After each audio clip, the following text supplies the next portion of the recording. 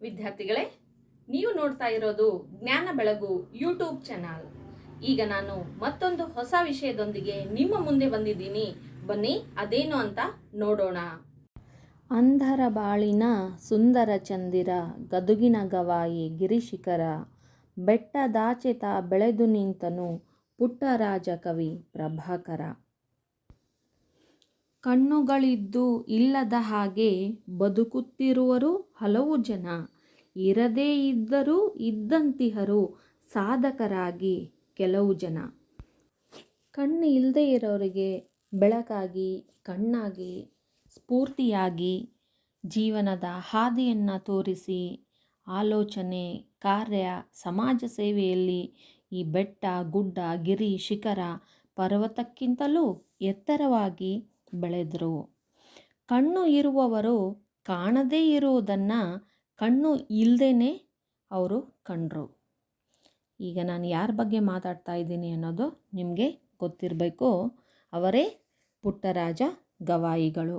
ಹಾಗಾದರೆ ಬನ್ನಿ, ಇಂದಿನ ವಿಡಿಯೋದಲ್ಲಿ ನಾವು ಪಂಡಿತ ಪುಟ್ಟರಾಜ ಗವಾಯಿಗಳ ಬಗ್ಗೆ, ಅವರ ಜೀವನ ಸಾಧನೆಗಳ ಬಗ್ಗೆ ತಿಳಿಯೋಣ. ಅದಕ್ಕಿಂತ ಮುಂಚೆ ವಿದ್ಯಾರ್ಥಿಗಳೇ, ನಾನು ನನ್ನ ಈ ಜ್ಞಾನ ಬೆಳಗು ಯೂಟ್ಯೂಬ್ ಚಾನಲ್ನಲ್ಲಿ 10ನೇ ತರಗತಿಯ ಎಲ್ಲ ಪಾಠ, ಪದ್ಯ, ಪೂರಕ ಓದು, ಕನ್ನಡ ವ್ಯಾಕರಣ ಕುರಿತಾಗಿ ವಿಡಿಯೋಗಳನ್ನು ಮಾಡ್ತಿದ್ದೀನಿ. ಈಗಾಗಲೇ ಹಲವಾರು ವಿಡಿಯೋಗಳನ್ನು ಹಾಕಿದ್ದೀನಿ.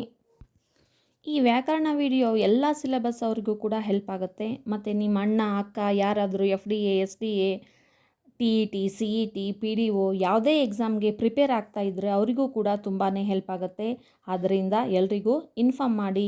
ಮತ್ತು ಏನು ಮರ್ತರೂ ಕೂಡ ಸಬ್ಸ್ಕ್ರೈಬ್ ಮಾಡೋದನ್ನು ಮಾತ್ರ ಮರಿಬೇಡಿ ಅಂತ ಹೇಳ್ತಾ, ಈಗ ನಾವು ಅಭ್ಯಾಸ ಮಾಡ್ತಕ್ಕಂಥದ್ದು ಪಾಠ 3, ಗಾನಯೋಗಿ ಪಂಡಿತ ಪುಟ್ಟರಾಜ ಗವಾಯಿ. ರಚನಾಕಾರರು ರಮೇಶ್ ಗೌಡ MK. ಬನ್ನಿ ಮೊದಲು ಕೃತಿಕಾರರ ಪರಿಚಯವನ್ನು ಮಾಡಿಕೊಳ್ಳೋಣ. ಕೃತಿಕಾರರ ಪೂರ್ಣ ಹೆಸರು ರಮೇಶ್ ಗೌಡ ಮಲ್ಲನಗೌಡ ಕಲ್ಲನಗೌಡ. ಇವರು ಧಾರವಾಡ ಜಿಲ್ಲೆಯ ನವಲಗುಂದ ತಾಲೂಕಿನ ಕಿತ್ತೂರು ಗ್ರಾಮದಲ್ಲಿ 1975ರಲ್ಲಿ ಜನಿಸಿದರು. ಪ್ರಸ್ತುತ ಸರ್ಕಾರಿ ಕಾಲೇಜಿನಲ್ಲಿ ಅಧ್ಯಾಪಕರಾಗಿದ್ದಾರೆ. ಇವರು ಅಮೃತಕ್ಕೆ ಹಾರಿದ ಗರುಡ, ಇದು ಕಥಾ ಸಂಕಲನ, ರೂಪಬಯಲು ಪ್ರಬಂಧ ಸಂಕಲನ, ಗಾನಯೋಗಿ ಡಾಕ್ಟರ್ ಪಂಡಿತ ಪುಟ್ಟರಾಜ ಕವಿ ಗವಾಯಿಗಳು ಜೀವನ ಚರಿತ್ರೆ, ಇದು ಹಲವಾರು ಕೃತಿಗಳನ್ನು ಹಾಗೂ ಹಲವು ಲೇಖನಗಳನ್ನು ಬರೆದಿದ್ದಾರೆ. ಕೃತಿಕಾರರು ಧಾರವಾಡ ಜಿಲ್ಲೆಯವರು. ಧಾರವಾಡಿನ ನವಲಗುಂದ ತಾಲೂಕಿನ ಕಿತ್ತೂರು ಗ್ರಾಮದಲ್ಲಿ 1975ರಲ್ಲಿ ಜನಿಸಿದರು. ಇವರು ಪ್ರಸ್ತುತವಾಗಿ ಸರ್ಕಾರಿ ಕಾಲೇಜಿನಲ್ಲಿ ಅಧ್ಯಾಪಕರಾಗಿ ಸೇವೆಯನ್ನು ಸಲ್ಲಿಸ್ತಾ ಇದ್ದಾರೆ. ಇವರು ಬೇರೆ ಬೇರೆ ಸಾಹಿತ್ಯ ಪ್ರಕಾರಗಳಲ್ಲಿ ಕೃತಿಗಳನ್ನು ರಚನೆ ಮಾಡಿದ್ದಾರೆ. ಅಮೃತಕ್ಕೆ ಹಾರಿದ ಗರುಡ, ಇದು ಕಥಾ ಸಂಕಲನವಾಗಿದೆ. ರೂಪಬಯಲು, ಇದು ಒಂದು ಪ್ರಬಂಧ ಸಂಕಲನ. ಜೀವನ ಚರಿತ್ರೆಯನ್ನು ಕೂಡ ರಚನೆ ಮಾಡಿದ್ದಾರೆ, ಅದು ಡಾಕ್ಟರ್ ಪಂಡಿತ ಪುಟ್ಟರಾಜ ಗವಾಯಿಗಳ ಬಗ್ಗೆ. ಮತ್ತು ಇನ್ನು ಹಲವಾರು ಲೇಖನಗಳನ್ನು ಕೂಡ ಇವರು ರಚನೆ ಮಾಡಿದ್ದಾರೆ.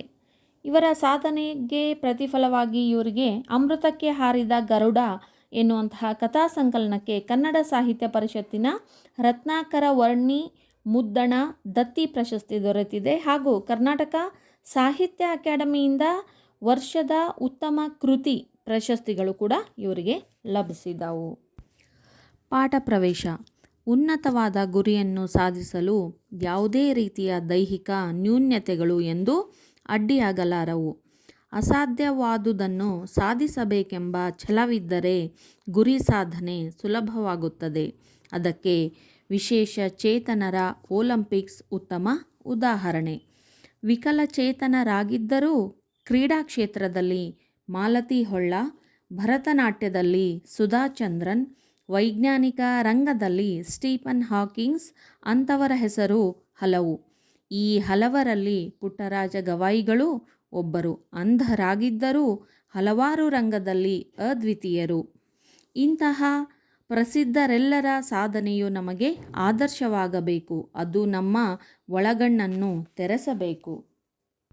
ಒಂದು ಶ್ರೇಷ್ಠವಾದ ಗುರಿಯನ್ನು ಮುಟ್ಟೋದಕ್ಕೆ ಅಲ್ಲಿ ದೈಹಿಕ ನ್ಯೂನ್ಯತೆಗಳು, ಕೊರತೆಗಳು, ದೈಹಿಕ ತೊಂದರೆ ಎಂದೂ ಅಡ್ಡಿಯನ್ನು ಉಂಟು ಮಾಡೋದಿಲ್ಲ. ಅದಕ್ಕೆ ಮನಸ್ಸು ಬೇಕು. ಛಲ ಇದ್ದರೆ ಎಂತಹ ಗುರಿಯನ್ನಾದರೂ, ಎಂತಹ ಒಂದು ದಾರಿಯನ್ನಾದರೂ ಸುಲಭವಾಗಿ ನಾವು ಕಷ್ಟಗಳನ್ನಾದರೂ ಎದುರಿಸಿ ಗುರಿಯನ್ನು ಮುಟ್ಟಬಹುದು. ಇದಕ್ಕೆ ಉತ್ತಮ ಉದಾಹರಣೆ ಅಂದರೆ ವಿಶೇಷ ಚೇತನರ ಒಲಿಂಪಿಕ್. ಹೀಗೆ ದೈಹಿಕ ಕೊರತೆ, ನ್ಯೂನತೆಗಳು ಇದ್ದರೂ ಕೂಡ ಸಾಧನೆ ಮಾಡಿದವರಲ್ಲಿ ಹಲವಾರು ಜನ ಇದ್ದಾರೆ. ಅವರಲ್ಲಿ ಮಾಲತಿ ಹೊಳ್ಳರು ಒಬ್ಬರು. ಮಾಲತಿ ಹೊಳ್ಳರು ವಿಕಲಚೇತನರಾಗಿದ್ದರೂ ಕೂಡ ಕ್ರೀಡಾ ಕ್ಷೇತ್ರದಲ್ಲಿ ದೊಡ್ಡ ಸಾಧನೆಯನ್ನೇ ಮಾಡಿದ್ದಾರೆ. ಇವರಿಗೆ 1 ವರ್ಷದ ಮಗುವಿದ್ದಾಗನೇ ಪೋಲಿಯೋ ತಗುಲಿ ನರಗಳೆಲ್ಲ ಶಕ್ತಿಹೀನ ಆಗುತ್ತವೆ. ಶಸ್ತ್ರಚಿಕಿತ್ಸೆಯನ್ನು ಪಡೆದ ನಂತರ ಇವರು ವಿವಿಧ ಆಟಗಳನ್ನೆಲ್ಲ ಪ್ರಾಕ್ಟೀಸ್ ಮಾಡ್ತಾರೆ. Shot put, discus throw, javelin throw, ಹಾಗೆ ವೀಲ್ಚೇರ್ ಓಟ, ವೀಲ್ಚೇರ್ ಬ್ಯಾಡ್ಮಿಂಟನ್ ಮುಂತಾದವುಗಳನ್ನೆಲ್ಲ ಪ್ರಾಕ್ಟೀಸ್ ಮಾಡಿ ಇವರು ರಾಷ್ಟ್ರೀಯ ಕ್ರೀಡಾಕೂಟದಲ್ಲಿ, ಏಷ್ಯಾ ಕ್ರೀಡಾಕೂಟ ಹಾಗೆ ಪ್ಯಾರಾ ಒಲಿಂಪಿಕ್ಗಳಲ್ಲೂ ಕೂಡ ಇವರು ಭಾಗವಹಿಸಿ ಚಿನ್ನ, ಬೆಳ್ಳಿಯ ಪದಕಗಳನ್ನು ಪಡೆದುಕೊಂಡು ಅರ್ಜುನ ಪ್ರಶಸ್ತಿ, ಪದ್ಮಶ್ರೀ, ರಾಜ್ಯೋತ್ಸವ ಹೀಗೆ ಹಲವಾರು ಪ್ರಶಸ್ತಿಗಳನ್ನು ಪಡೆದುಕೊಳ್ತಾರೆ. ಇವರು ಸುಧಾ ಚಂದ್ರನ್. ಇವರು ಭರತನಾಟ್ಯ ಪ್ರವೀಣೆ, ನಟಿ. ಹುಟ್ಟಿ ಬೆಳೆದದ್ದು ಮುಂಬೈಯಲ್ಲಿ. ಡ್ಯಾನ್ಸ್ ಅಂದರೆ ತುಂಬ ಇಷ್ಟ. ಚಿಕ್ಕ ವಯಸ್ಸಿನಿಂದಲೇ ಡ್ಯಾನ್ಸನ್ನು ಕಲಿತರು, ಭರತನಾಟ್ಯವನ್ನು ಕಲಿತು ಹೆಸರನ್ನು ಗಳಿಸಿದರು. ಇವರು 16 ವರ್ಷ ಇದ್ದಾಗ ಇವರಿಗೆ ಅಪಘಾತ ಆಗುತ್ತೆ. ಅಪಘಾತ ಆಗಿ ಇವರು ತಮ್ಮ ಬಲಗಾಲನ್ನು ಕಳೆದುಕೊಳ್ತಾರೆ. ನಂತರದಲ್ಲಿ ಕೃತಕ ಕಾಲನ್ನು ಅಳವಡಿಸಿಕೊಂಡು ಪುನಃ ಭರತನಾಟ್ಯವನ್ನು ಪ್ರಾಕ್ಟೀಸ್ ಮಾಡ್ತಾ ಹಲವಾರು ಕಾರ್ಯಕ್ರಮಗಳನ್ನು ಕೊಡ್ತಾ ಚಿತ್ರರಂಗದಲ್ಲೂ ಇವರು ನಟಿಸ್ತಾರೆ. ತೆಲುಗು, ಹಿಂದಿ ಹೀಗೆ ಬೇರೆ ಬೇರೆ ಭಾಷೆಗಳಲ್ಲಿ ಇವರು ನಟಿಯಾಗಿ ಸೀರಿಯಲ್ಗಳಲ್ಲೂ ಕೂಡ ಇವರು ಅಭಿನಯಿಸಿದ್ದಾರೆ. ಚಿತ್ರದಲ್ಲಿ ನೋಡ್ತಿರ್ಬೋದು ನೀವು ಕೃತಕ ಕಾಲನ್ನು ಅಳವಡಿಸಿಕೊಂಡಿರೋದನ್ನು. ಮತ್ತೊಬ್ಬರು ಸ್ಟೀಫನ್ ಹಾಕಿಂಗ್ಸ್. ಇವರು ಒಬ್ಬ ಶ್ರೇಷ್ಠ ವಿಜ್ಞಾನಿ. ಇಂಗ್ಲೆಂಡ್ನಲ್ಲಿ ಜನಿಸ್ತಾರೆ. ಬಾಲ್ಯದಿಂದಲೂ ತುಂಬ ಬುದ್ಧಿವಂತರಾಗಿರ್ತಾರೆ. ಇವರು ತಮ್ಮ 17ನೇ ವಯಸ್ಸಿನಲ್ಲಿಯೇ ಆಕ್ಸ್ಫರ್ಡ್ ವಿಶ್ವವಿದ್ಯಾಲಯದಲ್ಲಿ ಪ್ರವೇಶವನ್ನು ಪಡೆದುಕೊಳ್ತಾರೆ. ನಂತರದಲ್ಲಿ ಇವರಿಗೆ ಆರೋಗ್ಯ ತೊಂದರೆ ಕಾಣಿಸಿಕೊಳ್ಳುತ್ತೆ. ಒಂದು ಕಾಯಿಲೆ ಇರುತ್ತೆ. ಇದರ ಪ್ರಕಾರ ದೇಹದ ಎಲ್ಲ ನರಗಳು ತಮ್ಮ ಕಾರ್ಯವನ್ನು ಮಾಡೋದನ್ನು ನಿಲ್ಲಿಸ್ತವೆ. ಶರೀರ ಸಂಪೂರ್ಣ ಕೆಲಸವನ್ನು ಮಾಡೋದಿಲ್ಲ. ಡಾಕ್ಟ್ರು ಇವರು ಕೇವಲ 2 ವರ್ಷಗಳ ಕಾಲ ಮಾತ್ರ ಬದುಕ್ತಾರೆ ಅಂತ ಹೇಳ್ತಾರೆ. ಇವರು ತಮ್ಮ ಉಳಿದಿರುವಂತಹ ಸಮಯವನ್ನು ಹಾಗೆ ವ್ಯರ್ಥ ಮಾಡಬಾರ್ದು ಅಂದ್ಕೊಂಡು ಇವರು ಒಂದು ವಿಜ್ಞಾನಕ್ಕೆ ತಮ್ಮದೇ ಆಗಿರುವಂತಹ ಕೊಡುಗೆಯನ್ನು ಕೊಡ್ತಾರೆ. ಇಂತಹ ಹಲವು ಸಾಧಕರಲ್ಲಿ ಪುಟ್ಟರಾಜ ಗವಾಯಿಗಳು ಕೂಡ ಒಬ್ಬರು. ಅಂಧರಾಗಿದ್ದರೂ ಕೂಡ, ಕುರುಡರಾಗಿದ್ದರೂ ಕೂಡ ಹಲವಾರು ರಂಗದಲ್ಲಿ ಅದ್ವಿತೀಯರಾಗಿದ್ದಾರೆ. ಸಂಗೀತ, ಸಾಹಿತ್ಯ ವಿವಿಧ ಕ್ಷೇತ್ರಗಳಲ್ಲಿ ಸಾಧನೆಯನ್ನು ಮಾಡಿದ್ದಾರೆ. ಇಂತಹ ಪ್ರಸಿದ್ಧರೆಲ್ಲರ ಸಾಧನೆ ನಮಗೆಲ್ಲ ಆದರ್ಶವಾಗಬೇಕು. ಅವರ ತತ್ವಗಳನ್ನು ಅಳವಡಿಸ್ಕೊಳ್ಬೇಕು.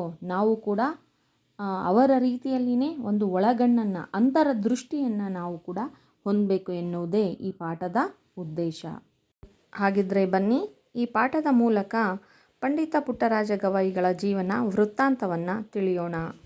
ಜಗತ್ತಿನ ಅನೇಕ ಸಾಧಕರ ಜೀವನವನ್ನು ಸಿಂಹಾಲೋಕನ ಮಾಡಿದಾಗ ಅವರು ತಮಗಿಷ್ಟವಾದ ಕ್ಷೇತ್ರದಲ್ಲಿ ಹಿಮಾಲಯದೆತ್ತರಕ್ಕೆ ಸಾಧನೆ ಮಾಡಿ ಜಗತ್ತೇ ನಿಬ್ಬೆರಗಾಗಿ ತಮ್ಮತ್ತ ಹೊರಳುವಂತೆ ಮಾಡಿದ್ದಾರೆ. ಚರಿತ್ರೆಯ ಪುಟಗಳಲ್ಲಿ ಸುವರ್ಣಾಕ್ಷರಗಳಿಂದ ದಾಖಲಾಗಿದ್ದಾರೆ. ಅವರ ಸಾಧನೆ ಕಂಡು ಅನೇಕರು ಪ್ರೇರಿತರಾಗಿದ್ದಾರೆ. ಸಾಧಿಸಿದರೆ ಅವರಂತೆ ಸಾಧಿಸಬೇಕು ಎಂದು ನಿರ್ಧರಿಸಿ ತಮ್ಮ ಬದುಕಿನ ದಿಕ್ಸೂಚಿಯನ್ನು ಬದಲಿಸಿಕೊಂಡವರು ಇದ್ದಾರೆ. ಅಂಥವರಲ್ಲಿ ಗಾನಯೋಗಿ ಡಾಕ್ಟರ್ ಪಂಡಿತ ಪುಟ್ಟರಾಜ ಗವಾಯಿಗಳು ಓರ್ವರು. ಹೀಗೆ ಮಾಲತಿ ಹೊಳ್ಳ ಅವರು ಆಗಿರ್ಬೋದು, ಸುಧಾ ಚಂದ್ರನ್ ಆಗಿರ್ಬೋದು, ಸ್ಟೀಫನ್ ಹಾಕಿಂಗ್ಸ್ ಆಗಿರ್ಬೋದು, ಇಂತಹ ಅನೇಕ ಸಾಧಕರು ತಮ್ಮ ಜೀವನದಲ್ಲಿ ಇವರು ಹಿಮಾಲಯದೆತ್ತರಕ್ಕೆ, ಅಷ್ಟು ಎತ್ತರಕ್ಕೆ ಸಾಧನೆಯನ್ನು ಮಾಡಿದ್ದಾರೆ. ಅದು ತಮಗೆ ಯಾವುದು ಇಷ್ಟನೋ ಆ ಕ್ಷೇತ್ರದಲ್ಲಿ, ತಾವು ಯಾವುದರಲ್ಲಿ ಪರಿಣಿತಿಯನ್ನು ಹೊಂದಿದ್ದಾರೋ ಆ ಒಂದು ಕ್ಷೇತ್ರದಲ್ಲಿ. ಇವರ ಸಾಧನೆ ಎಲ್ಲರೂ ನೋಡುವಂಥದ್ದಾಗಿದೆ. ನಿಬ್ಬೆರಗಾಗಿ ಅಂದರೆ ಆಶ್ಚರ್ಯಚಕಿತರಾಗಿ ನೋಡುವಂತಹ ಸಾಧನೆಯನ್ನು ಇವರು ಮಾಡಿ ಇತಿಹಾಸದ ಪುಟಗಳಲ್ಲಿಯೇ ಸುವರ್ಣಾಕ್ಷರಗಳಿಂದ ಇವರು ದಾಖಲಾಗಿದ್ದಾರೆ. ಇಂತಹ ಮಹಾನ್ ವ್ಯಕ್ತಿಗಳು ಏನು ಸಾಧನೆಯನ್ನು ಮಾಡಿದ್ದಾರಲ್ಲ, ಆ ಸಾಧನೆಯನ್ನು ಕಂಡು ಪ್ರೇರಿತರಾಗಿ ಸ್ಫೂರ್ತಿ ಹೊಂದಿ ತಮ್ಮ ಜೀವನವನ್ನು ಕೂಡ ಬದಲಾವಣೆ ಮಾಡಿಕೊಂಡಿದ್ದು ಉಂಟು. ಅಂಥವರಲ್ಲಿ ಗಾನಯೋಗಿ ಪಂಡಿತ ಪುಟ್ಟರಾಜ ಗವಾಯಿಗಳು ಕೂಡ ಒಬ್ಬರು. ಇವರ ಜೀವನ ವೃತ್ತಾಂತ ಸಾಧನೆಯನ್ನು ತಿಳಿಯೋಣ. ಪುಟ್ಟರಾಜರು ಸಾಮಾನ್ಯ ಕುಟುಂಬದಲ್ಲಿ ಜನಿಸಿ ಸಮಾಜದ ಜೊತೆ ಬೆರೆತು ವಿಶ್ವದ ಕಣ್ಮಣಿಯಾಗಿದ್ದಾರೆ. ಪುಟ್ಟರಾಜರು ಹಾವೇರಿ ಜಿಲ್ಲೆಯ ಹಾನಗಲ್ಲ ತಾಲೂಕಿನ ದೇವರ ಹೊಸಪೇಟೆಯ ವೆಂಕಟಾಪುರ ಮಠದ ಜಂಗಮ ದಂಪತಿಗಳಾದ ರೇವಣ್ಣಯ್ಯ ಮತ್ತು ಸಿದ್ದಮ್ಮ ಅವರ ಮಗನಾಗಿ 1914 ಮಾರ್ಚ್ 3ರಂದು ಜನಿಸಿದರು. ಇವರು ಇಷ್ಟೆಲ್ಲ ಸಾಧನೆ ಮಾಡಿದ್ದಾರೆ ಅಂದರೆ ಯಾವುದೋ ಒಂದು ವಿಶೇಷ ಒಂದು ಮನೆತನದಲ್ಲಿ ಜನಿಸಿದ್ದಾರೆ ಅಂತ ಅರ್ಥ ಅಲ್ಲ. ಇವರು ಒಂದು ಸಾಮಾನ್ಯವಾಗಿರ್ತಕ್ಕಂಥ ಕುಟುಂಬದಲ್ಲಿ ಜನಿಸಿದ್ರು, ಸಮಾಜದ ಜೊತೆಗೆ ಸೇರಿದ್ರು, ಬೆರೆತು ನಂತರ ಏನಾದರೂ ಎಲ್ಲರಿಗೂ ಕೂಡ ಪ್ರೀತಿ ಪಾತ್ರರಾದರು ಅಂತ ಹೇಳ್ಬೋದು. ಇವರು ಹುಟ್ಟಿದ್ದು ಹಾವೇರಿ ಜಿಲ್ಲೆ ಹಾನಗಲ್ ತಾಲೂಕಿನ ದೇವರ ಹೊಸಪೇಟೆಯಲ್ಲಿ. ಅಲ್ಲಿ ಇರುವಂಥ ವೆಂಕಟಾಪುರ ಮಠದ ಜಂಗಮ ದಂಪತಿಗಳಾದ ರೇವಣ್ಣಯ್ಯ ಮತ್ತು ಸಿದ್ದಮ್ಮ ಇವರ ಮಗನಾಗಿ 1914 ಮಾರ್ಚ್ 3ರಂದು ಪಂಡಿತ ಪುಟ್ಟರಾಜ ಗವಾಯಿಗಳು ಜನಿಸ್ತಾರೆ. ಬಾಲ್ಯದಲ್ಲಿಯೇ ಕಣ್ಣು ಕಳೆದುಕೊಂಡ ಅವರು, ನಾನು ಹುಟ್ಟಿದ 6 ತಿಂಗಳಿಗೆ ದೃಷ್ಟಿ ಹೋಗ್ಯಾವ, ಕಣ್ಣು ಬೇನೆ ಬಂದು ಕಣ್ಣಿಗೆ ಪರಿ ಅಂತ ಬರ್ತೈತಲ್ಲ ಅದಕ್ಕೆ ಅರಿ ಅಂತಾರ. ಆವಾಗ ಬರೀ ನಾಟಿ ವೈದ್ಯ ಇತ್ತು. ಅವರು ಕಣ್ಣುಗುಡ್ಡಿಗೆ ತೊನಸಿಯನ್ನು ಅಂದರೆ ನಾಯಿಯ ಮೈಯಲ್ಲಿರುವ ಹುಳು ಮುಟ್ಟಿಸಬೇಕು ಅಂತ ಹೇಳಿದ್ದರು. ಆಗ ಮುಟ್ಟಿಸುವಾಗ ತೊನಸಿ ಕೈಜಾರಿ ಕಣ್ಣು ಒಳಗೆ ಬಿದ್ದು ಬಿಟ್ಟವು. ಆವಾಗ ಅದು ಹರಿಯುವುದರ ಬದಲು ಗುಡ್ಡಿನ ಹರಿದು ಕಣ್ಣು ಹೋಗಿ ಬಿಟ್ಟವು. ಹೀಗೆ ಹೇಳುವಾಗ ಗವಾಯಿಗಳಲ್ಲಿ ಯಾವ ವೇದನೆಯೂ ಇರುತ್ತಿರಲಿಲ್ಲ. ಪುಟ್ಟರಾಜ ಗವಾಯಿಗಳು ಬಾಲ್ಯದಲ್ಲಿಯೇ ಕಣ್ಣನ್ನು ಕಳೆದುಕೊಂಡಿದ್ರು. ಇವರು ಹುಟ್ಟು ಕುರುಡರು ಅಲ್ಲ, ಹುಟ್ಟಿದಾಗಿಂದನೇ ಕುರುಡತ್ವ ಇವರಿಗೆ ಬಂದಿಲ್ಲ. ಹುಟ್ಟಿಯ 6 ತಿಂಗಳಿಗೆ ದೃಷ್ಟಿ ಹೋಗೈತಿ.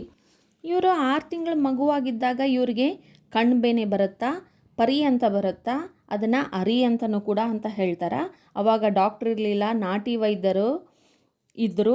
ಅವರು ಕಣ್ಗುಡ್ಡಿಗೆ ತೊನಸಿ ಅಂದರೆ ನಾಯಿ ಮೈಯಲ್ಲಿರ್ತಕ್ಕಂಥ ಹುಳನ್ನ ಮುಟ್ಟಿಸ್ಬೇಕು ಅಂದಾಗ ಏನಾಗುತ್ತಾ, ಅದು ಪರಿಹರಿದು ಕಣ್ಣು ಬೇನೆ ಎಲ್ಲ ಕಡಿಮೆ ಆಗುತ್ತಾ ಅಂತ ಹೇಳ್ತಾರೆ. ಆಗ ಆ ತೊನಸಿ ಆ ಹುಳುಗಳನ್ನು ಮುಟ್ಟಿಸುವಾಗ ಅವು ಕೈಜಾರಿ ಕಣ್ಣೊಳಗೆ ಬಿದ್ದುಬಿಡ್ತಾವೆ. ಅವು ಪರಿಯನ್ನು ಹರಿಯೋದರ ಬದಲಾಗಿ ಏನಾಗುತ್ತಾ, ಕಣ್ಣು ಗುಡ್ಡಿನ ಹರಿದು ಕಣ್ಣಿನ ದೃಷ್ಟಿ ಹೋಗುತ್ತೆ.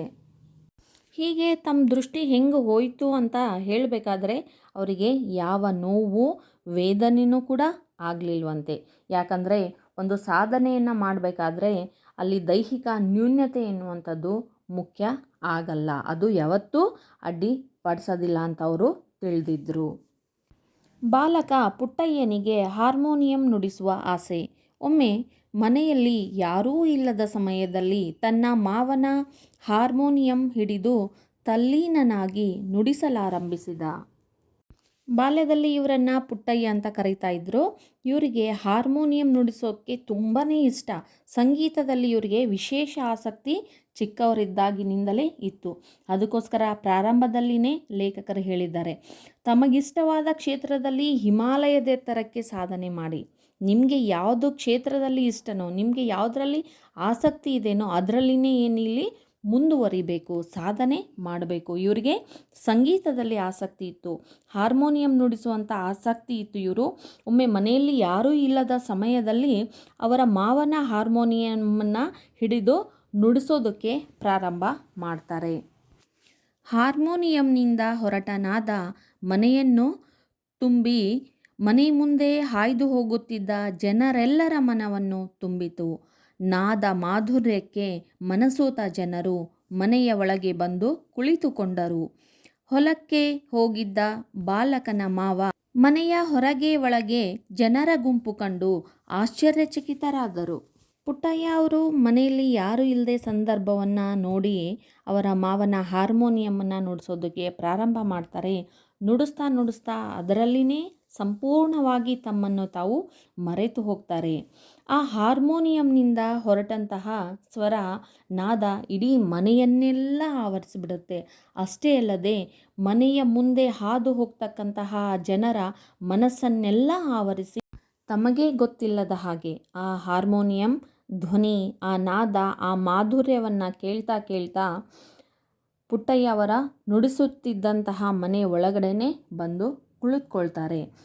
ಹೊಲಕ್ಕೆ ಹೋಗಿರ್ತಕ್ಕಂತಹ ಮಾವ, ಬಾಲಕನ ಮಾವ, ಪುಟ್ಟಯ್ಯ ಅವರ ಮಾವ ವಾಪಸ್ ಮನೆಗೆ ಬಂದಾಗ ಮನೆಯ ಒಳಗಡೆ ಹೊರಗಡೆ ನೆರೆದಿರುವಂತಹ ಜನರನ್ನು ಕಂಡು, ಯಾಕಪ್ಪ ಇಷ್ಟೊಂದು ಜನ ಇಲ್ಲಿ ಯಾಕೆ ಸೇರಿದ್ದಾರೆ, ನಮ್ಮನೆ ಮುಂದೆ ಯಾಕೆ ಇಷ್ಟೊಂದು ಗಲಾಟೆ ಇದೆ, ಜನ ಯಾಕೆ ಕೂಡಿದ್ದಾರೆ ಅಂತ ಅದನ್ನು ಕಂಡು ಇವರಿಗೆ ಆಶ್ಚರ್ಯ ಆಗ್ತಾ ಇದೆ.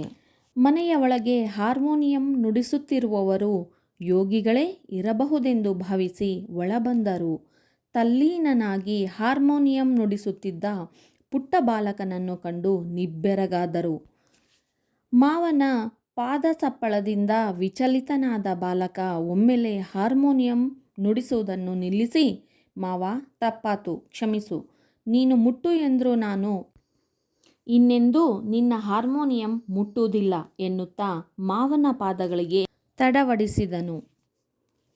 ಹೀಗೆ ಅಷ್ಟೊಂದು ಜನ ಸೇರಿರುವುದನ್ನು ನೋಡಿ ಆಶ್ಚರ್ಯಚಕಿತರಾಗಿರ್ತಕ್ಕಂತಹ ಅವರ ಮಾವ ಹತ್ತಿರ ಬಂದು ನೋಡ್ತಾರೆ. ಆಗ ಹಾರ್ಮೋನಿಯಂ ಧ್ವನಿ ಅವರಿಗೆ ಕೇಳಿಸುತ್ತೆ. ಇದನ್ನು ಯಾರೋ ಯೋಗಿಗಳೇ ಸಾಧಕರೇ ನುಡಿಸ್ತಾ ಇರ್ಬೋದು ಅಂತ ತಿಳ್ಕೊಳ್ತಾರೆ. ಮನೆಗೆ ಹೋಗಿ ಒಳಗಡೆ ಹೋಗಿ ನೋಡಿದಾಗ ಗೊತ್ತಾಗುತ್ತೆ. ಆಗ ಆ ಹಾರ್ಮೋನಿಯಮ್ಮು ನುಡಿಸುತ್ತಾ ತಲ್ಲೀನರಾಗಿರ್ತಕ್ಕಂಥವ್ರು ಯಾರು? ಪುಟ್ಟ ಬಾಲಕ ಪುಟ್ಟಯ್ಯನವರು. ಇಷ್ಟು ಮಧುರವಾಗಿ ನಾದಮಯವಾಗಿ ಹಾರ್ಮೋನಿಯಂ ನುಡಿಸ್ತಕ್ಕಂತಹ ಆ ಬಾಲಕನನ್ನು ಕಂಡು ಆಶ್ಚರ್ಯಚಕಿತರಾಗ್ತಾ ಇದ್ದಾರೆ. ತಲ್ಲೀನನಾಗಿ ಹಾರ್ಮೋನಿಯಂ ನುಡಿಸ್ತಕ್ಕಂಥ ಬಾಲಕ ಪುಟ್ಟಯ್ಯನಿಗೆ ಮಾವನ ಪಾದದ ಸಪ್ಪಳದಿಂದ ಎಚ್ಚರ ಆಗುತ್ತೆ. ಮನಸ್ಸಲ್ಲಿ ಚಂಚಲ ಆಗುತ್ತೆ. ಸಡನ್ನಾಗಿ ತಕ್ಷಣವೇ ಹಾರ್ಮೋನಿಯಂ ನುಡಿಸೋದನ್ನು ನಿಲ್ಲಿಸ್ತಾರೆ. ನಿಲ್ಲಿಸಿ ಭಯದಿಂದ ಮಾವ ಎಲ್ಲಿ ಬೈಬಹುದೋ ಅಂತ ಹೆದರ್ಕೊಂಡು, ಮಾವ ತಪ್ಪಾಯಿತು, ಕ್ಷಮಿಸ್ಬಿಡು ನನ್ನ, ಇದು ನಿನ್ನ ಹಾರ್ಮೋನಿಯಮ್, ನೀನು ಮುಟ್ಟಂದ್ರೂ ಕೂಡ ನಾನು ಇನ್ನೊಂದು ಸರಿ ಈ ಹಾರ್ಮೋನಿಯಮನ್ನು ಮುಟ್ಟೋದಿಲ್ಲ ಅಂದ್ಕೊಂಡು ಮಾವನ ಪಾದಗಳಿಗೆ ಎರಗುತ್ತಾ ಬೀಳುತ್ತಾ ಅಲ್ಲಿ ತಡವರಿಸ್ತಾ ಭಯದಿಂದ ಮಾವನ ಪಾದಗಳಿಗೆ ಬೀಳ್ತಾ ಇದ್ದಾರೆ. ಆಗ ತಾನೇ ಹಾಡಲು ಕಲಿತ ಮರಿ ಕೋಗಿಲೆಯಂತೆ ಕೆನ್ನೆಯ ಮೇಲೆ ಕಣ್ಣೀರು ಸುರಿಸುತ್ತಿದ್ದ ಬಾಲಕನನ್ನು ಮಾವ ಬಿಗಿಯಾಗಿ ಅಪ್ಪಿಕೊಂಡು ಮುದ್ದುಗರೆಯುತ್ತಾ ಆನಂದ ಬಾಷ್ಪ ಸುರಿಸಿದರು. ಮಗು, ಇಂದಿನಿಂದ ಇದು ನನ್ನ ಹಾರ್ಮೋನಿಯಂ ಅಲ್ಲ, ನಿನ್ನದು, ನಿನ್ನದೇ, ಅದು ನಿನ್ನ ಆಸ್ತಿ ಎಂದರು. ಹೀಗೆ ಮೈಮರೆತು ಹಾರ್ಮೋನಿಯಂ ನುಡಿಸುತ್ತಿದ್ದ ಆ ಬಾಲಕನೇ ಸಂಗೀತ ಲೋಕದಲ್ಲಿ ಧ್ರುವ ತಾರೆಯಂತೆ ಸದಾಕಾಲ ಬೆಳಗುತ್ತಿರುವ ಗಾನಯೋಗಿ ಪಂಡಿತ ಪುಟ್ಟರಾಜ ಗವಾಯಿಗಳು. ಚಂದ್ರಶೇಖರಯ್ಯನವರೇ ಅವರ ಸೋದರ ಮಾವ. ಪುಟ್ಟಯ್ಯ ಅವರು ಹಾರ್ಮೋನಿಯಂ ನುಡಿಸೋದು ಅವರ ಸೋದರ ಮಾವ ಅವರಿಗೆ ಹೇಗೆ ಕಾಣ್ತಾ ಇದೆ ಅಂದರೆ, ಆಗ ತಾನೇ ಹಾಡೋದನ್ನು ಕಲಿತಕ್ಕಂತಹ ಕೋಗಿಲೆಯ ಮರಿಹಕ್ಕಿಯಂತೆ ಕಾಣ್ತಾ ಇದೆ. ಭಯದಿಂದ ಕಣ್ಣೀರು ಸುರಿಸ್ತಕ್ಕಂಥ ಆ ಬಾಲಕನನ್ನು ಬಿಗಿಯಾಗಿ ಅಪ್ಪಿಕೊಳ್ತಾ ಇದ್ದಾರೆ. ಸಂತೋಷದಿಂದ ಬಿಗಿಯಾಗಿ ಅಪ್ಪಿಕೊಂಡು ಅವರನ್ನು ಮುದ್ದು ಮಾಡ್ತಾ ಸಂತೋಷದಿಂದ ಅವರಿಗೆ ಕಣ್ಣಲ್ಲಿ ನೀರು ಕೂಡ ಬರ್ತಾ ಇದೆ. ಇಷ್ಟು ಚಿಕ್ಕ ವಯಸ್ಸಿನಲ್ಲಿ ಇಷ್ಟೊಂದು ಮಾಧುರ್ಯವಾಗಿ ಸಂಗೀತವನ್ನು ನುಡಿಸ್ತಕ್ಕಂಥ ಪುಟ್ಟಯ್ಯ ಅವರನ್ನು, ಅಳಿಯ ಆಗಿರ್ತಕ್ಕಂಥ ಪುಟ್ಟಯ್ಯ ಅವರನ್ನು ಕಂಡು ಅವರಿಗೆ ಆನಂದ ಬಾಷ್ಪನೇ ಬರ್ತಾ ಇದೆ.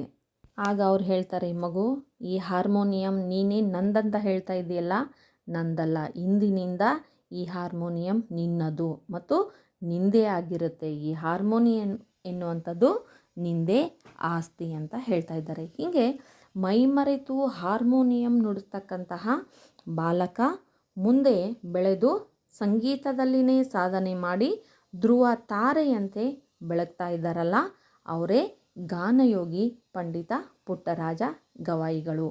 ಇವರ ಮಾವ ಅವರ ಹೆಸರೇನು? ಚಂದ್ರಶೇಖರಯ್ಯ ಅವರು. ಈವರೆಗೂ ನೀವು ಈ ವಿಡಿಯೋದಲ್ಲಿ ಪಂಡಿತ ಪುಟ್ಟರಾಜ ಗವಾಯಿಗಳ ಕಾಲ, ಅವರ ಜನ್ಮಸ್ಥಳ, ತಂದೆ ತಾಯಿಗಳ ಹೆಸರು, ಹಾಗೆ ಅವರು ದೃಷ್ಟಿ ಹೇಗೆ ಹೋಯಿತು, ಬಾಲ್ಯದಲ್ಲಿದ್ದಾಗ ಅವರು ದೃಷ್ಟಿಯನ್ನು ಹೇಗೆ ಕಳ್ಕೊಂಡ್ರು ಅನ್ನೋದು, ಇನ್ನೊಂದು ಅವರು ಹಾರ್ಮೋನಿಯಂ ನುಡಿಸಿರುವಂತಹ ಪ್ರಸಂಗ, ಈ ಎಲ್ಲವನ್ನು ತಿಳ್ಕೊಂಡ್ರಿ. ಪುಟ್ಟರಾಜ ಗವಾಯಿಗಳ ಕಾಲ ಅಂದರೆ ಇವರು 1914 ಮಾರ್ಚ್ 3 ಜನಿಸಿದ್ರು. ಸ್ಥಳ ಹಾವೇರಿ ಜಿಲ್ಲೆಯ ಹಾನಗಲ್ ತಾಲೂಕಿನ ದೇವರ ಹೊಸಪೇಟೆಯಲ್ಲಿ. ತಂದೆ ತಾಯಿಗಳು ಜಂಗಮ ದಂಪತಿಗಳಾದ ರೇವಣ್ಣಯ್ಯ ಮತ್ತು ಸಿದ್ದಮ್ಮ. ಇವರು ದೃಷ್ಟಿ ಕಳೆದುಕೊಂಡದ್ದು ಹೇಗೆ ಅಂದರೆ, ಇವರು 6 ತಿಂಗಳು ಮಗುವಾಗಿದ್ದಾಗ ಇವರಿಗೆ ಕಣ್ಣು ಬೇನೆ ಬರುತ್ತೆ. ಕಣ್ಬೇನೆ ಬಂದು ಕಣ್ಣಿಗೆ ಪರಿ ಬರುತ್ತೆ. ಆಗ ನಾಟಿ ವೈದ್ಯರ ಬಳಿ ಹೋಗ್ತಾರೆ. ಅಲ್ಲಿ ನಾಟಿ ವೈದ್ಯರು ಕಣ್ಣಿನ ಗುಡ್ಡಿಗೆ ತೊನಸಿಯನ್ನು ಮುಟ್ಟಿಸ್ಬೇಕು ಅಂತ ಹೇಳ್ತಾರೆ. ಅಂದರೆ ನಾಯಿಯ ಮೈಯಲ್ಲಿ ಇರುವಂತಹ ಹುಳು, ಆ ಕಣ್ಣಿಗೆ ಆ ತೊನಸೆಯನ್ನು ಮುಟ್ಟಿಸಿದಾಗ ಆ ಹುಳು ಕೈ ಜಾರಿ ಕಣ್ಣು ಪೊರೆಯನ್ನು ಹರಿಯುವುದರ ಬದಲು ಕಣ್ಣು ಗುಡ್ಡೆ ಹರಿಯುತ್ತೆ. ಆಗ ಅವರ ದೃಷ್ಟಿನೇ ಹೊರಟೋಗುತ್ತೆ. ಹಾಗೆ ಇವರಿಗೆ ಒಂದು ಸಂಗೀತದಲ್ಲಿ ಆಸಕ್ತಿ ಹೇಗೆ ಹುಟ್ಕೊಂಡಿತು ಅಂತಂದರೆ, ಮನೆಯಲ್ಲಿ ಒಂದು ದಿನ ಯಾರೂ ಇಲ್ಲದೇ ಇರುವ ಸಂದರ್ಭದಲ್ಲಿ ಅವರ ಮಾವನ ಸೋದರ ಮಾವನ ಅಂದರೆ ಅವರ ಹೆಸರು ಚಂದ್ರಶೇಖರಯ್ಯ, ಇವರ ಹಾರ್ಮೋನಿಯಮನ್ನು ನುಡಿಸೋದಕ್ಕೆ ಪುಟ್ಟಯ್ಯ ಅವರು, ಇವರ ಬಾಲ್ಯದ ಹೆಸರು ಪುಟ್ಟಯ್ಯ ಅವರು ಪ್ರಾರಂಭ ಮಾಡ್ತಾರೆ. ತಮಗೆ ಗೊತ್ತಿಲ್ಲದೇ ಅದರಲ್ಲಿ ತಲ್ಲೀನರಾಗಿ ಮಾಧುರ್ಯವಾಗಿ ನುಡಿಸೋದಕ್ಕೆ ಪ್ರಾರಂಭ ಮಾಡ್ತಾರೆ. ಅದರ ನಾದ ಮನೆಯ ಹೊರಗಡೆ ಹೋಗಿ ಜನರ ಮನಸ್ಸನ್ನೆಲ್ಲ ಹೊಕ್ಕು ಮನೆಯಲ್ಲೆಲ್ಲ ಜನ ಬಂದು ಕುಳಿತುಕೊಳ್ತಾರೆ. ಮನೆಯ ಒಳಗಡೆ ಹೊರಗಡೆ ಇವರ ಒಂದು ಹಾರ್ಮೋನಿಯಂ ನುಡಿಸುವಂತಹ ಒಂದು ಮಾಧುರ್ಯವನ್ನು ಕೇಳ್ತಾ ಜನ ಎಲ್ಲ ಸೇರಿಬಿಡ್ತಾರೆ.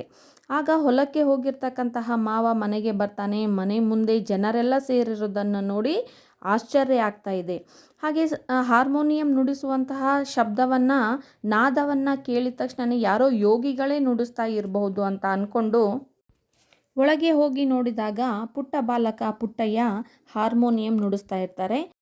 ಅದನ್ನು ಕಂಡು ಇಷ್ಟು ಚಿಕ್ಕ ವಯಸ್ಸಿನಲ್ಲೇ ಇಷ್ಟು ಚೆನ್ನಾಗಿ ಹಾರ್ಮೋನಿಯಂ ನುಡಿಸ್ತಾ ಇದ್ದಾನಲ್ಲ ಈ ಬಾಲಕ ಅಳಿಯ ಅಂದ್ಕೊಂಡು ಅಲ್ಲಿ ಅವರಿಗೆ ಆಶ್ಚರ್ಯ ಆಗ್ತಾ ಇದೆ.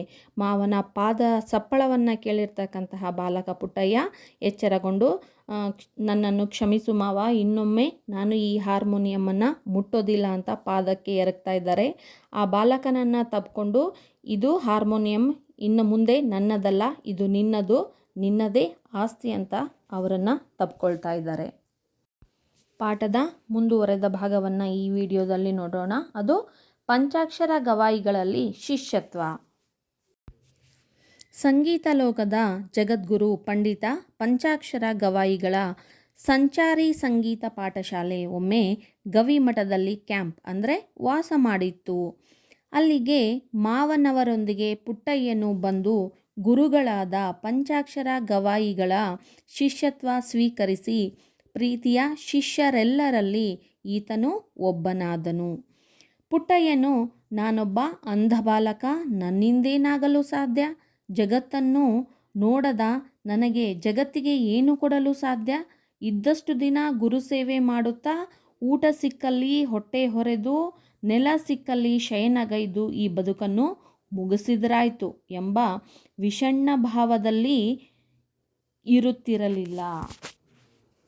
ಪುಟ್ಟಯ್ಯನಿಗೆ ಸಂಗೀತದಲ್ಲಿ ಆಸಕ್ತಿ ಇರೋದನ್ನು ಕಂಡು ಸೋದರ ಮಾವನಿಗೆ ತುಂಬ ಸಂತೋಷವಾಗುತ್ತೆ. ಸಂಗೀತದಲ್ಲಿನೇ ಮುಂದುವರಿಸಬೇಕು, ಇವರನ್ನು ಸಂಗೀತ ಪಾಠಶಾಲೆಗೆ ಸೇರಿಸಬೇಕಂತ ಯೋಚನೆ ಮಾಡುವಂಥ ಸಂದರ್ಭದಲ್ಲಿ ಗವಿಮಠದಲ್ಲಿ ಒಂದು ಸಂಗೀತ ಪಾಠಶಾಲೆ, ಸಂಚಾರಿ ಸಂಗೀತ ಪಾಠಶಾಲೆ ಅಂದರೆ ಅವರು ಸಂಚಾರಿ ಸಂಗೀತ ಪಾಠಶಾಲೆ ಅಂತಂದರೆ ಒಂದು ಸ್ಥಳದಿಂದ ಮತ್ತೊಂದು ಸ್ಥಳಕ್ಕೆ ಅವರು ಪಾಠಶಾಲೆಯನ್ನು ಮಾಡ್ತಾ ಹೋಗ್ತಾ ಇರ್ತಾರೆ. ಹೀಗೆ ಗವಿಮಠದಲ್ಲಿ ಕ್ಯಾಂಪ್ ಮಾಡಿತ್ತು. ಅಲ್ಲಿ ಈ ಪಾಠಶಾಲೆ ಯಾರ್ದು ಅಂತಂದರೆ ಸಂಗೀತ ಲೋಕಕ್ಕೇ ಪ್ರಸಿದ್ಧರಾಗಿರ್ತಕ್ಕಂತಹ ಸಂಗೀತದಲ್ಲಿ ವಿದ್ವಾಂಸ ಮತ್ತು ಪಾಂಡಿತ್ಯವನ್ನು ಹೊಂದಿರತಕ್ಕಂಥ ಪಂಡಿತ ಪಂಚಾಕ್ಷರ ಗವಾಯಿಗಳ ಅವರ ಸಂಚಾರಿ ಸಂಗೀತ ಪಾಠಶಾಲೆ ಇದು ಗವಿಮಠದಲ್ಲಿ ಕ್ಯಾಂಪ್ ಮಾಡಿತ್ತು. ಅಲ್ಲಿಗೆ ಮಾವ ಅವರು ತಮ್ಮ ಅಳಿಯನಾಗಿರ್ತಕ್ಕಂಥ ಪುಟ್ಟಯ್ಯನನ್ನು ಕರ್ಕೊಂಡು ಬರ್ತಾರೆ. ಅವರ ಗುರುಗಳಾಗಿರ್ತಕ್ಕಂಥ ಪಂಚಾಕ್ಷರ ಗವಾಯಿಗಳ ಶಿಷ್ಯತ್ವವನ್ನು ಸ್ವೀಕರಿಸ್ತಾರೆ. ಅಲ್ಲಿ ಕಲಿಸೋದಕ್ಕೆ ಶಿಷ್ಯತ್ವವನ್ನು ಸ್ವೀಕರಿಸಿ ಎಲ್ಲ ಶಿಷ್ಯರಲ್ಲೂ ಕೂಡ ಇವರು ಒಬ್ಬರಾಗಿ ಕಲಿತಾರೆ. ಆಗ ಪುಟ್ಟಯ್ಯ, ನಾನು ಒಬ್ಬ ಅಂಧ ಬಾಲಕ, ಕುರುಡ ಬಾಲಕ, ನನ್ನಿಂದೇನು ಸಾಧಿಸಲು ಸಾಧ್ಯ? ನಾನು ಈವರೆಗೂ ಜಗತ್ತನ್ನೇ ನೋಡಿಲ್ಲ, ಜಗತ್ತನ್ನೇ ನೋಡದವನು ನಾನು ಜಗತ್ತಿಗೆ ಏನು ಕೊಡಲು ಸಾಧ್ಯ? ನಾನು ಸುಮ್ಮನೆ ಇಲ್ಲಿ ಗುರು ಸೇವೆ ಮಾಡ್ಕೋತಾ ಹೊಟ್ಟೆ ತುಂಬ ಇಲ್ಲಿ ಊಟವನ್ನು ಮಾಡ್ಕೊತಾ ಹೊಟ್ಟೆಯನ್ನು ಸಲಹುತ್ತಾ ಸ್ಥಳ ಸಿಕ್ಕಲ್ಲಿ ನಿದ್ದೆಯನ್ನು ಮಾಡ್ತಾ ಗುರು ಸೇವೆಯನ್ನು ಮಾಡ್ತಾನೆ ನಾನು ನನ್ನ ಇರುವಂತಹ ಜೀವನವನ್ನೆಲ್ಲ ನಾನು ಕಳೆದು ಬಿಡ್ತೀನಿ, ನನ್ನ ಬದುಕನ್ನು ಮುಗಿಸಿದ್ರಾಯ್ತು ಎನ್ನುವಂತಹ ಭಾವನೆ ಅವರಲ್ಲಿ ಇರ್ತಾ ಇರಲಿಲ್ಲ. ತಾವು ಕುರುಡರು, ಅಂಧರು, ತಮಗೆ ಕಣ್ಣು ಕಾಣೋದಿಲ್ಲ ಎನ್ನುವಂತಹ ವೇದನೆ, ನೋವು, ಅಂತಹ ಭಾವನೆ, ಯಾತನೆ ಯಾವತ್ತೂ ಪುಟ್ಟರಾಜ ಗವಾಯಿಗಳವರ ಮನಸ್ಸಿನಲ್ಲಿ ಬಂದಿರಲಿಲ್ಲ. ಪಂಚಾಕ್ಷರ ಗುರುಗಳನ್ನು ಅನುಸರಿಸಬೇಕು, ಅವರ ನುಡಿಯೇ ನನಗೆ ಮಂತ್ರ. ಅವರ ನಡೆಯೇ ನನಗೆ ಆಚಾರವಾಗಬೇಕು ಎಂದು ನಿರ್ಧರಿಸಿದ 8 ವರ್ಷದ ಬಾಲಕ ಪುಟ್ಟಯ್ಯ ತನ್ನ ಎಲ್ಲ ಸಹಪಾಠಿಗಳಿಗಿಂತ ಬಲು ಬೇಗ ಗುರುಗಳು ಹೇಳಿದ್ದನ್ನು ಗ್ರಹಿಸಿ ಕಲಿತುಕೊಂಡರು. ಗುರು ಶಿಷ್ಯರೀರ್ವರು ಅಂಧರು. ಅವರ ಬಾಹ್ಯ ಕಣ್ಣು ಅಳಿಸಿದ್ದರೂ ಅಂತರಂಗದ ಕಣ್ಣು ಅರಳಿತ್ತು. ಪುಟ್ಟಯ್ಯ ಅವರಿಗೆ ಬಾಲಕರಿದ್ದಾಗ ತಮಗೆ ಕಣ್ಣು ಇಲ್ಲ ಎನ್ನುವ ಕೀಳಿರಿಮೆ ಇಲ್ಲದೇ ಬದಲಾಗಿ ಯಾವ ಭಾವನೆಯನ್ನು ಅವರು ಹೊಂದಿದ್ರು, ತಾವು ತಮ್ಮ ಗುರುಗಳನ್ನು ಅನುಸರಿಸಬೇಕು, ಗುರುಗಳು ಹೇಳಿದ್ದನ್ನು ಪಾಠವನ್ನು ಚಾಚೂ ತಪ್ಪದೆ ಕಲಿಯಬೇಕು, ಅವರಿಗೆ ಸೇವೆಯನ್ನು ಮಾಡಬೇಕು, ಅವರ ನುಡಿಯೇ ನನ್ನ ಮಂತ್ರ ಆಗಬೇಕು, ಅವರ ನಡೆಯಂತೆಯೇ ನಾನು ಕೂಡ ನಡೀಬೇಕು ಎಂದು ನಿರ್ಧರಿಸಿ 8 ವರ್ಷದಲ್ಲಿಯೇ ಅಂತಹ ಯೋಚನೆಯನ್ನು ಮಾಡಿರ್ತಾರೆ ಪುಟ್ಟಯ್ಯ ಅವರು. ಎಲ್ಲ ಅಲ್ಲಿ ಇರ್ತಕ್ಕಂಥ ಎಲ್ಲ ಸಹಪಾಠಿಗಳಿಗಿಂತ ಕಲಿಯೋದಕ್ಕೆ ಹೀಗೆ ಶಿಷ್ಯತ್ವವನ್ನು ಸ್ವೀಕರಿಸಿ ಬಂದಿರತಕ್ಕಂಥ ಶಿಷ್ಯರಲ್ಲಿ ಎಲ್ಲರಿಗಿಂತಲೂ ಪುಟ್ಟಯ್ಯನವರು ಬಹು ಬೇಗ ಕಲಿತಾ ಇದ್ದರು. ಗುರುಗಳು ಹೇಳಿದ್ದನ್ನು ಬಹುಬೇಗ ಅರ್ಥ ಮಾಡ್ಕೊಳ್ತಾ ಇದ್ದರು. ಇಲ್ಲಿ ಗುರುಗಳು ಕೂಡ ಅಂಧರಾಗಿದ್ದರು. ಪಂಚಾಕ್ಷರ ಗವಾಯಿಗಳು ಹಾಗೆ ಬಾಲಕ ಪುಟ್ಟಯ್ಯನು ಕೂಡ ಅವರು ಅಂಧರು. ಗುರು ಶಿಷ್ಯರು ಇಬ್ಬರು ಕೂಡ ಅಂಧರೇ ಆಗಿದ್ದರು. ಅವರ ಬಾಹ್ಯ ಹೊರನೋಟಕ್ಕೆ ಕಣ್ಣು ಕಾಣ್ತಾ ಇರಲಿಲ್ಲ ಅಂದರೂ ಕೂಡ ಒಳನೋಟದಲ್ಲಿ ಅವರ ಅಂತರಂಗದ ಕಣ್ಣು ಯಾವಾಗಲೂ ತೇಜಸ್ಸಿನಿಂದ ಕೂಡಿತ್ತು. ಅದು ಎಲ್ಲವನ್ನೂ ಕೂಡ ನೋಡ್ತಾ ಇತ್ತು. ಶ್ರೇಷ್ಠ ಗುರು ಮಾತ್ರ ಶಿಷ್ಯರ ಮನಸ್ಸನ್ನು ಓದಬಲ್ಲನು. ಅವರ ಅಭಿಲಾಷೆಗೆ ತಕ್ಕಂತೆ ಜ್ಞಾನ ಕೊಡುವ ಶಕ್ತಿ ಶ್ರೇಷ್ಠ ಗುರುವಿಗೆ ಮಾತ್ರ ಸಿದ್ಧಿಸಿರುತ್ತದೆ. ಪಂಚಾಕ್ಷರ ಗವಾಯಿಗಳು ಇಂತಹ ಶ್ರೇಷ್ಠ ಗುರುವಾಗಿದ್ದರು. ಪುಟ್ಟಯ್ಯನ ಸಂಗೀತ ಜ್ಞಾನದೊಂದಿಗೆ ಸಾಹಿತ್ಯದ ಜ್ಞಾನವೂ ಬೆರೆತರೆ ಗಂಗೆ ಯಮುನೆಯರು ಒಂದಾದಂತೆ ಎಂದು ನಿರ್ಧರಿಸಿ ಪುಟ್ಟಯ್ಯನು ವಿವಿಧ ಶಾಸ್ತ್ರ ಗ್ರಂಥಗಳನ್ನು ಕಲಿಯಲು ಬೇಕಾದ ಎಲ್ಲ ವ್ಯವಸ್ಥೆಯನ್ನು ಮಾಡಿಕೊಟ್ಟರು. ಒಬ್ಬ ಶ್ರೇಷ್ಠ ಗುರು ಮಾತ್ರ ಶಿಷ್ಯರನ್ನು ಅರ್ಥ ಮಾಡಿಕೊಳ್ಳಬಲ್ಲರು. ಅಂದರೆ ಅವರ ಮನಸ್ಸು ಹೇಗಿದೆ, ಅವರಿಗೆ ಎಷ್ಟು ಜ್ಞಾನವನ್ನು ಕೊಡಬೇಕು, ಅವರ ತಕ್ಕಂತೆ ಅವರ ಅಭಿಲಾಷೆಗೆ ತಕ್ಕಂತೆ ಹೇಗೆ ನಾವು ಹೇಳಿಕೊಡಬೇಕು ಅನ್ನೋದನ್ನು ಶ್ರೇಷ್ಠ ಗುರು ಮಾತ್ರ ತಿಳಿದಿರುತ್ತಾರೆ. ಅಂತಹ ಶ್ರೇಷ್ಠ ಗುರುವಿನಲ್ಲಿ ಪಂಚಾಕ್ಷರ ಗವಾಯಿಗಳು ಕೂಡ ಒಬ್ಬರಾಗಿದ್ದರು. ಪುಟ್ಟಯ್ಯ ಅವರ ಸಂಗೀತದ ಜ್ಞಾನ, ಅವರಿಗೆ ಸಂಗೀತದ ಬಗ್ಗೆ ಇರುವಂತಹ ಅಭಿರುಚಿಯನ್ನು ತಿಳಿದುಕೊಂಡು ಅದರ ಜೊತೆಗೆ ಸಾಹಿತ್ಯದ ಜ್ಞಾನವನ್ನು ಕೂಡ ಅವರಿಗೆ ನೀಡಬೇಕು. ಸಂಗೀತದಷ್ಟೇ ಅಲ್ಲ, ಸಾಹಿತ್ಯದ ಜ್ಞಾನವನ್ನು ಕೊಟ್ಟರೆ ಹೇಗಾಗುತ್ತೆ ಅಂದರೆ ಇಲ್ಲಿ ಗಂಗಾ ಮತ್ತು ಯಮುನಾ ನದಿಗಳು ಎರಡೂ ಸೇರಿದಾಗ ಇನ್ನೂ ಭೋರ್ಗರೆಯುತ್ತಾ ಹರಿಯುತ್ತವೆಲ್ಲ, ಇನ್ನು ಜ್ಞಾನ ಎನ್ನುವಂಥದ್ದು ಹೆಚ್ಚಾಗುತ್ತೆ ಅಂತ ಇಲ್ಲಿ ನಿರ್ಧಾರ ಮಾಡ್ತಾ ಇದ್ದಾರೆ. ಸಾಹಿತ್ಯದ ಜ್ಞಾನಕ್ಕಾಗಿ ಬೇಕಾದ ವಿವಿಧ ಶಾಸ್ತ್ರ ಗ್ರಂಥ ಎಲ್ಲ ಪುಸ್ತಕಗಳನ್ನು ಕಲಿಯೋದಕ್ಕೆ ಬೇಕಾಗಿರುವಂತಹ ವ್ಯವಸ್ಥೆಯನ್ನೆಲ್ಲ ಪಂಡಿತ ಪಂಚಾಕ್ಷರ ಗವಾಯಿಗಳವರು, ಗುರುಗಳಾಗಿರ್ತಕ್ಕಂತಹ ಪಂಡಿತ ಪಂಚಾಕ್ಷರ ಗವಾಯಿಗಳವರು ಮಾಡ್ತಾ ಇದ್ದಾರೆ. ಅದರ ಪ್ರತಿಫಲವಾಗಿ ಪುಟ್ಟಯ್ಯ ಪಾಣಿನಿಯ ಅಷ್ಟಾಧ್ಯಾಯಿ, ಶರ್ವವರ್ಮನ ಕಾತಂತ್ರ, ಕೇಶಿರಾಜನ ಶಬ್ದಮಣಿ ದರ್ಪಣ, ನಿಜಗುಣ ಶಿವಯೋಗಿಗಳ ಕೈವಲ್ಯ ಪದ್ಧತಿ ಜೊತೆಗೆ ತರ್ಕಶಾಸ್ತ್ರ, ನ್ಯಾಯಶಾಸ್ತ್ರ, ಶಬ್ದಾನುಶಾಸ್ತ್ರ, ಛಂದಶಾಸ್ತ್ರ ಹಾಗೂ ಕನ್ನಡ ವ್ಯಾಕರಣವನ್ನು ಶಾಸ್ತ್ರಬದ್ಧವಾಗಿ ಕಲಿತರು. ಕೇವಲ ಕಲಿಯಲಿಲ್ಲ, ಅವುಗಳಲ್ಲಿ ನಿಷ್ಣಾತರಾದರು.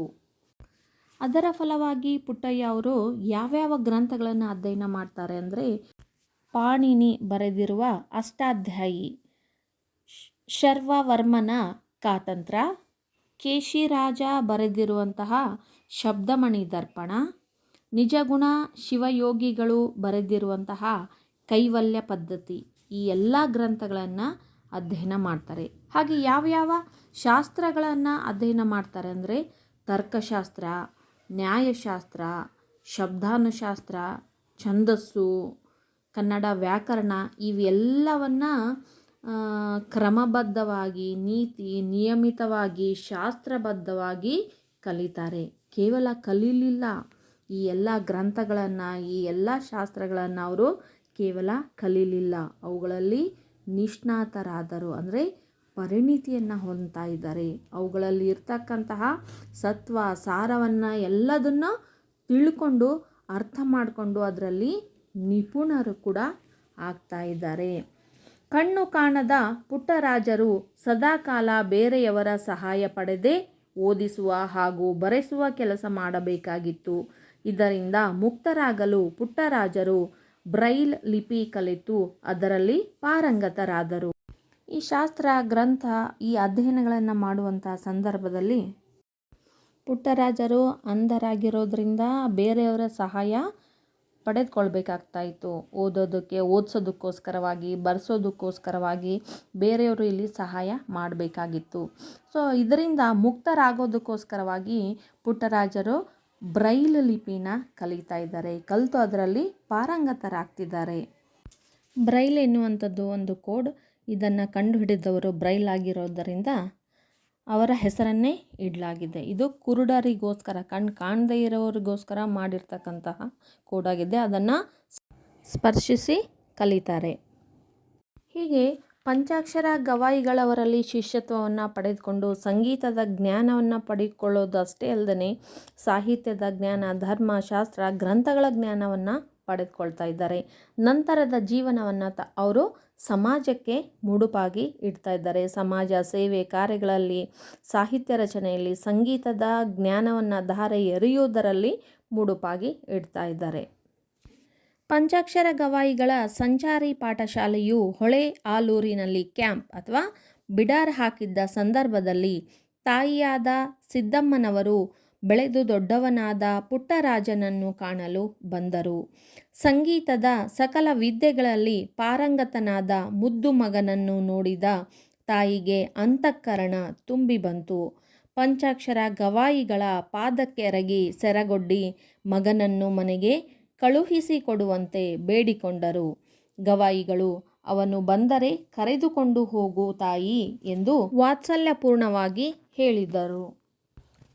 ಪಂಚಾಕ್ಷರ ಗವಾಯಿಗಳ ಸಂಗೀತ ಪಾಠಶಾಲೆ, ಸಂಚಾರಿ ಸಂಗೀತ ಪಾಠಶಾಲೆ ಗವಿಮಠದಲ್ಲಿ ಬಿಡಾರವನ್ನು ಹೂಡಿತ್ತಲ್ಲ, ಅಲ್ಲೇ ಪುಟ್ಟಯ್ಯನವರು, ಪುಟ್ಟರಾಜರು ಸಂಗೀತ ಎಲ್ಲ ಶಾಸ್ತ್ರ ಗ್ರಂಥಗಳನ್ನು ಕಲಿತಾರೆ. ನಂತರ ಸಂಗೀತ ಪಾಠಶಾಲೆ ಹೊಳೆ ಆಲೂರಿನಲ್ಲಿ ಬಿಡಾರ ಹಾಕುತ್ತೆ. ಆ ಸಂದರ್ಭದಲ್ಲಿ ತಾಯಿಯಾಗಿರ್ತಕ್ಕಂತಹ ಸಿದ್ದಮ್ಮ ಅವರು ದೊಡ್ಡವನಾಗಿರ್ತಕ್ಕಂಥ ಮಗನನ್ನು ಭೇಟಿಯಾಗೋದಕ್ಕೆ ಬರ್ತಾರೆ. ಬಂದು ಪಂಚಾಕ್ಷರ ಗವಾಯಿಗಳ ಪಾದಕ್ಕೆ ಎರಗಿ ನಮಸ್ಕರಿಸಿ, ಆ ಮಗ ದೊಡ್ಡವನಾಗಿ ಸಂಗೀತ ಕಲ್ತಿರೋದು, ಧರ್ಮ ಶಾಸ್ತ್ರ ಗ್ರಂಥಗಳ ಅಭ್ಯಾಸ ಮಾಡಿರೋದನ್ನು ನೋಡಿ ಅವರಿಗೆ ತುಂಬ ಸಂತೋಷ ಆಗುತ್ತೆ.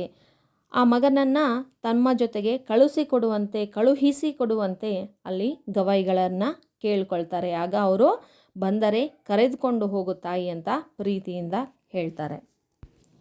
ಸಿದ್ದಮ್ಮನವರು ಪುಟ್ಟಯ್ಯನೆಡೆಗೆ ಬಂದು ಮನೆಗೆ ಬರುವಂತೆ ಕೇಳಿಕೊಂಡರು. ಆದರೆ ಪುಟ್ಟಯ್ಯನ ಮನಸ್ಸು ದೃಢವಾಗಿತ್ತು. ತಾಯಿಗೆ ಮೃದುವಾದ ಮಾತುಗಳಿಂದಲೇ ತನ್ನಿಚ್ಛೆಯನ್ನು ಮನವರಿಕೆ ಮಾಡಿಕೊಟ್ಟರು. ನನಗೆ ನನ್ನ ಸರ್ವಸ್ವವೂ ಗುರುಗಳು. ಸಮಾಜದ ಹಣದಿಂದ ನನಗೆ ವಿದ್ಯೆ ಕೊಟ್ಟಿದ್ದಾರೆ. ಸಮಾಜದ ಋಣವನ್ನು ತೀರಿಸದೆ ಅದು ಹೇಗೆ ನಿನ್ನ ಜೊತೆಗೆ ಬರಲಿ ತಾಯಿ, ನೀನೇ ಹೇಳು. ಭವದಲ್ಲಿಯ ಎಲ್ಲ ಬಂಧಗಳನ್ನು ತೊಡೆದು ಹಾಕಿರುವೆ. ಗುರು ಪಂಚಾಕ್ಷರರೇ ನನ್ನ ಸರ್ವಸ್ವ, ಅವರ ಆಜ್ಞಾಧಾರಕ ನಾನು.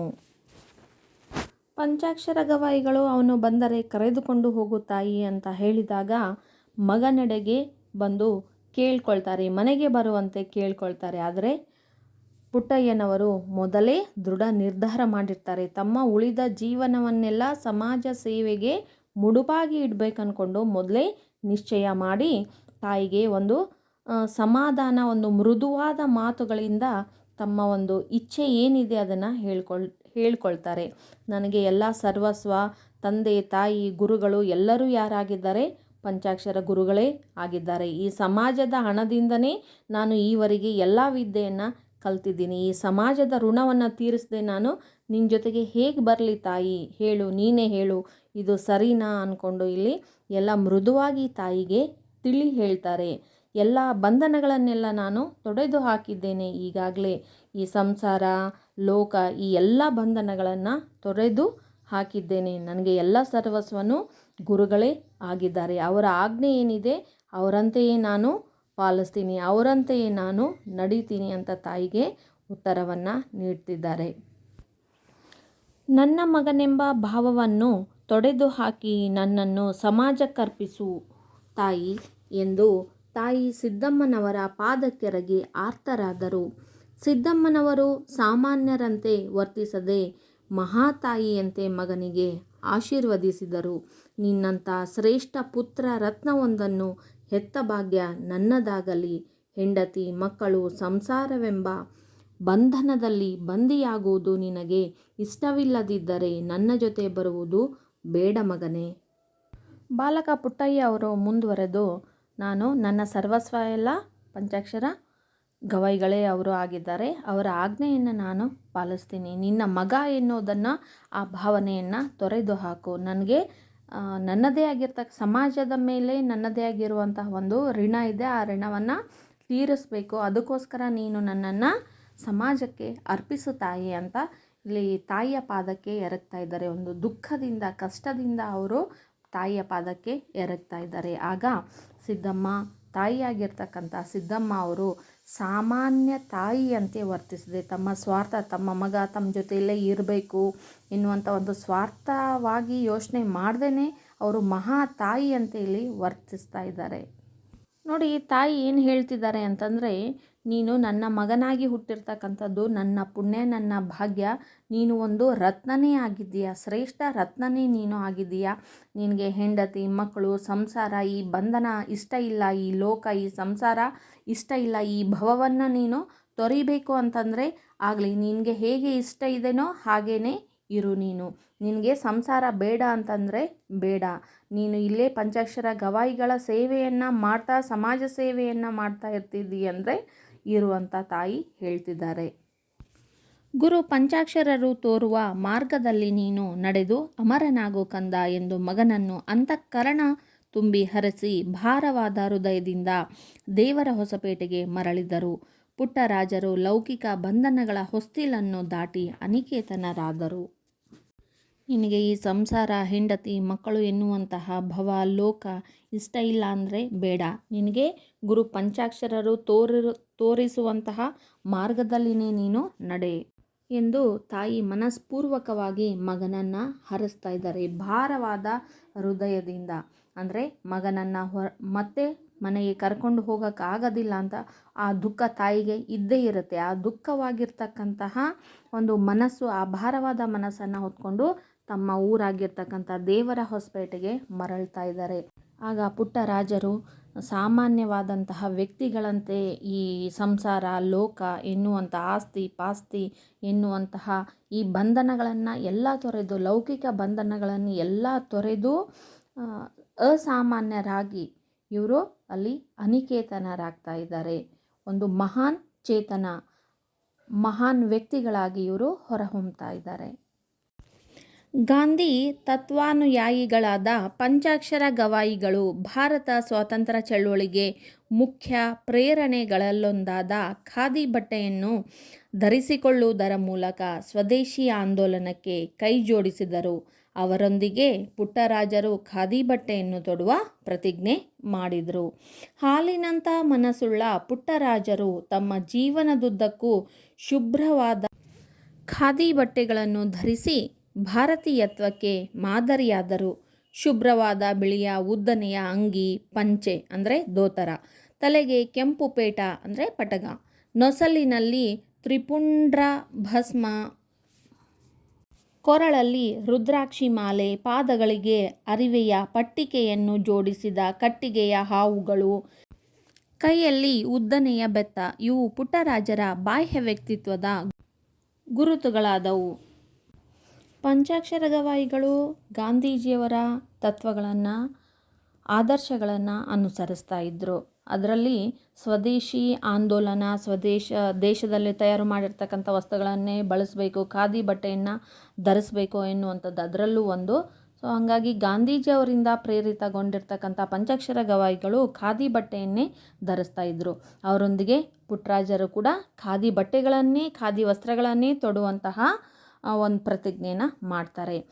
ಖಾದಿಯ ಬಟ್ಟೆಯ ಹಾಗೆಯೇ ಅವರು ಶುಭ್ರವಾಗಿರ್ತಕ್ಕಂಥ ಹಾಲಿನಂಥ ಸ್ವಚ್ಛಂದವಾದಂಥ ಮನಸ್ಸನ್ನು ಹೊಂದಿದ್ರು. ತಮ್ಮ ಜೀವನದ ಕೊನೆಯವರೆಗೂ ಕೂಡ ಅವರು ಖಾದಿ ಬಟ್ಟೆಗಳನ್ನೇ ಧರಿಸಿ ಒಂದು ಭಾರತೀಯ ಸಂಪ್ರದಾಯಕ್ಕೆ ಅವರು ಮಾದರಿಯಾದರು ಅಂತ ಹೇಳ್ಬೋದು. ಪುಟ್ಟರಾಜ ಗವಾಯಿಗಳ ವೇಷಭೂಷಣಗಳು, ಅವರು ಬಿಳಿಯ ಉದ್ದನೆಯ ಅಂಗಿ ಧರಿಸ್ತಾ ಇದ್ದರು. ಮತ್ತು ಪಂಚೆ, ಧೋತ್ರ, ತಲೆಗೆ ಕೆಂಪು ಪೇಟ ಅಂದರೆ ಪಟಗವನ್ನು ಸುತ್ಕೊಳ್ತಾ ಇದ್ದರು. ಹಣೆಯಲ್ಲಿ ವಿಭೂತಿಯನ್ನು ಧರಿಸ್ತಾ ಇದ್ದರು. ಕೊರಳಲ್ಲಿ ರುದ್ರಾಕ್ಷಿ ಮಾಲೆಯನ್ನು ಹಾಕ್ಕೊಂಡು, ಮತ್ತು ಪಾದಗಳಿಗೆ ಕಟ್ಟಿಗೆಯ ಹಾವುಗಳು ಅಂದರೆ ಇಲ್ಲಿ ಆವಿಕೆಗಳು, ಮತ್ತು ಕೈಯಲ್ಲಿ ಒಂದು ಬೆತ್ತ, ಕೋಲು, ಇವು ಬಾಹ್ಯ ವ್ಯಕ್ತಿತ್ವದ ಗುರುತುಗಳಾಗಿದ್ದವು. ಈ ರೀತಿಯಾಗಿ ಯಾವೊಂದು ಆಡಂಬರವಿಲ್ಲದ ವೇಷಭೂಷಣಗಳನ್ನು ಧರಿಸ್ತಾ ಇದ್ದರು. ಪುಟ್ಟರಾಜರು ಕನ್ನಡ, ಹಿಂದಿ, ಸಂಸ್ಕೃತ ಭಾಷೆಗಳಲ್ಲಿ ಅಗಾಧ ಪಾಂಡಿತ್ಯ ಗಳಿಸುವುದರೊಂದಿಗೆ ಗಾಯನ, ವಾದನ, ಸಾಹಿತ್ಯ, ಕೀರ್ತನ ಮೊದಲಾದ ಕ್ಷೇತ್ರಗಳಲ್ಲಿ ವಿಶಿಷ್ಟ ಸಾಧನೆ ಮಾಡಿ ಜ್ಞಾನಯೋಗಿ, ಗಾನಯೋಗಿ ಎಂದು ಪ್ರಸಿದ್ಧರಾದರು.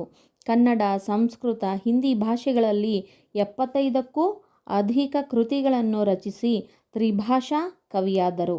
ಅವರ ಸಾಧನೆಗೆ ನಾಡೋಜ, ಬಸವಶ್ರೀ, ಪದ್ಮಭೂಷಣ, ಗೌರವ ಡಾಕ್ಟರೇಟ್ ಮುಂತಾದ ಗೌರವ ಪ್ರಶಸ್ತಿಗಳು ಸಾಲುಗಟ್ಟಿ ಬಂದವು. ಹೀಗೆ ಸಂಗೀತ ಲೋಕದ ಧ್ರುವ ನಕ್ಷತ್ರರಾಗಿ ಸಾವಿರಾರು ಶಿಷ್ಯರ ಬದುಕಿಗೆ ದಿವ್ಯ ಬೆಳಕಾದ ಗಾನಯೋಗಿ ಡಾಕ್ಟರ್ ಪಂಡಿತ ಪುಟ್ಟರಾಜ ಕವಿ ಗವಾಯಿಗಳು ದಿನಾಂಕ 17/9/2010 ಅನಂತದಲ್ಲಿ ಅನಂತರಾದರು, ಇತಿಹಾಸದಲ್ಲಿ ಅಮರರಾದರು. ಪುಟ್ಟರಾಜರು ಕನ್ನಡ, ಹಿಂದಿ, ಸಂಸ್ಕೃತ ಭಾಷೆಗಳಲ್ಲಿ ಪಾಂಡಿತ್ಯವನ್ನು ಹೊಂದಿದ್ರು. ಅಷ್ಟೇ ಅಲ್ಲದೆ ಸಂಗೀತ, ಗಾಯನ ಆಗಿರ್ಬೋದು, ವಾದನ, ಹಲವಾರು ಸಂಗೀತದ ಸಾಧನಗಳನ್ನು ನುಡಿಸ್ತಕ್ಕಂಥದ್ದು, ಸಾಹಿತ್ಯ ರಚನೆ, ಕೀರ್ತನೆ ಮೊದಲಾದವುಗಳಲ್ಲಿ ವಿಶಿಷ್ಟ ಸಾಧನೆಯನ್ನು ಮಾಡಿ ಜ್ಞಾನವನ್ನು ಗಳಿಸ್ಕೊಂಡು ಜ್ಞಾನಯೋಗಿ, ಹಾಗೂ ಸಂಗೀತದಲ್ಲಿ ಸಾಧನೆಯನ್ನು ಮಾಡಿ ಗಾನಯೋಗಿ ಅಂತ ಪ್ರಸಿದ್ಧರಾದರು. ಇವರು ಕನ್ನಡ, ಸಂಸ್ಕೃತ, ಹಿಂದಿ ಭಾಷೆಗಳಲ್ಲಿ 75ಕ್ಕೂ ಹೆಚ್ಚಿನ ಕೃತಿಗಳನ್ನು ರಚಿಸಿ ತ್ರಿಭಾಷಾ ಕವಿ ಅಂತ ಇವರು ಹೆಸರಾದರು. ಇವರ ಸಾಧನೆಗೆ ಮೆಚ್ಚಿ ನಾಡೋಜ ಪ್ರಶಸ್ತಿ, ಬಸವಶ್ರೀ, ಪದ್ಮಭೂಷಣ ಮತ್ತು ಗೌರವ ಡಾಕ್ಟರೇಟ್ ಇನ್ನೂ ಹಲವಾರು ಪ್ರಶಸ್ತಿಗಳು ಸಾಲುಗಟ್ಟಿ ಇವರನ್ನು ಹುಡುಕೊಂಡು ಬಂದವು.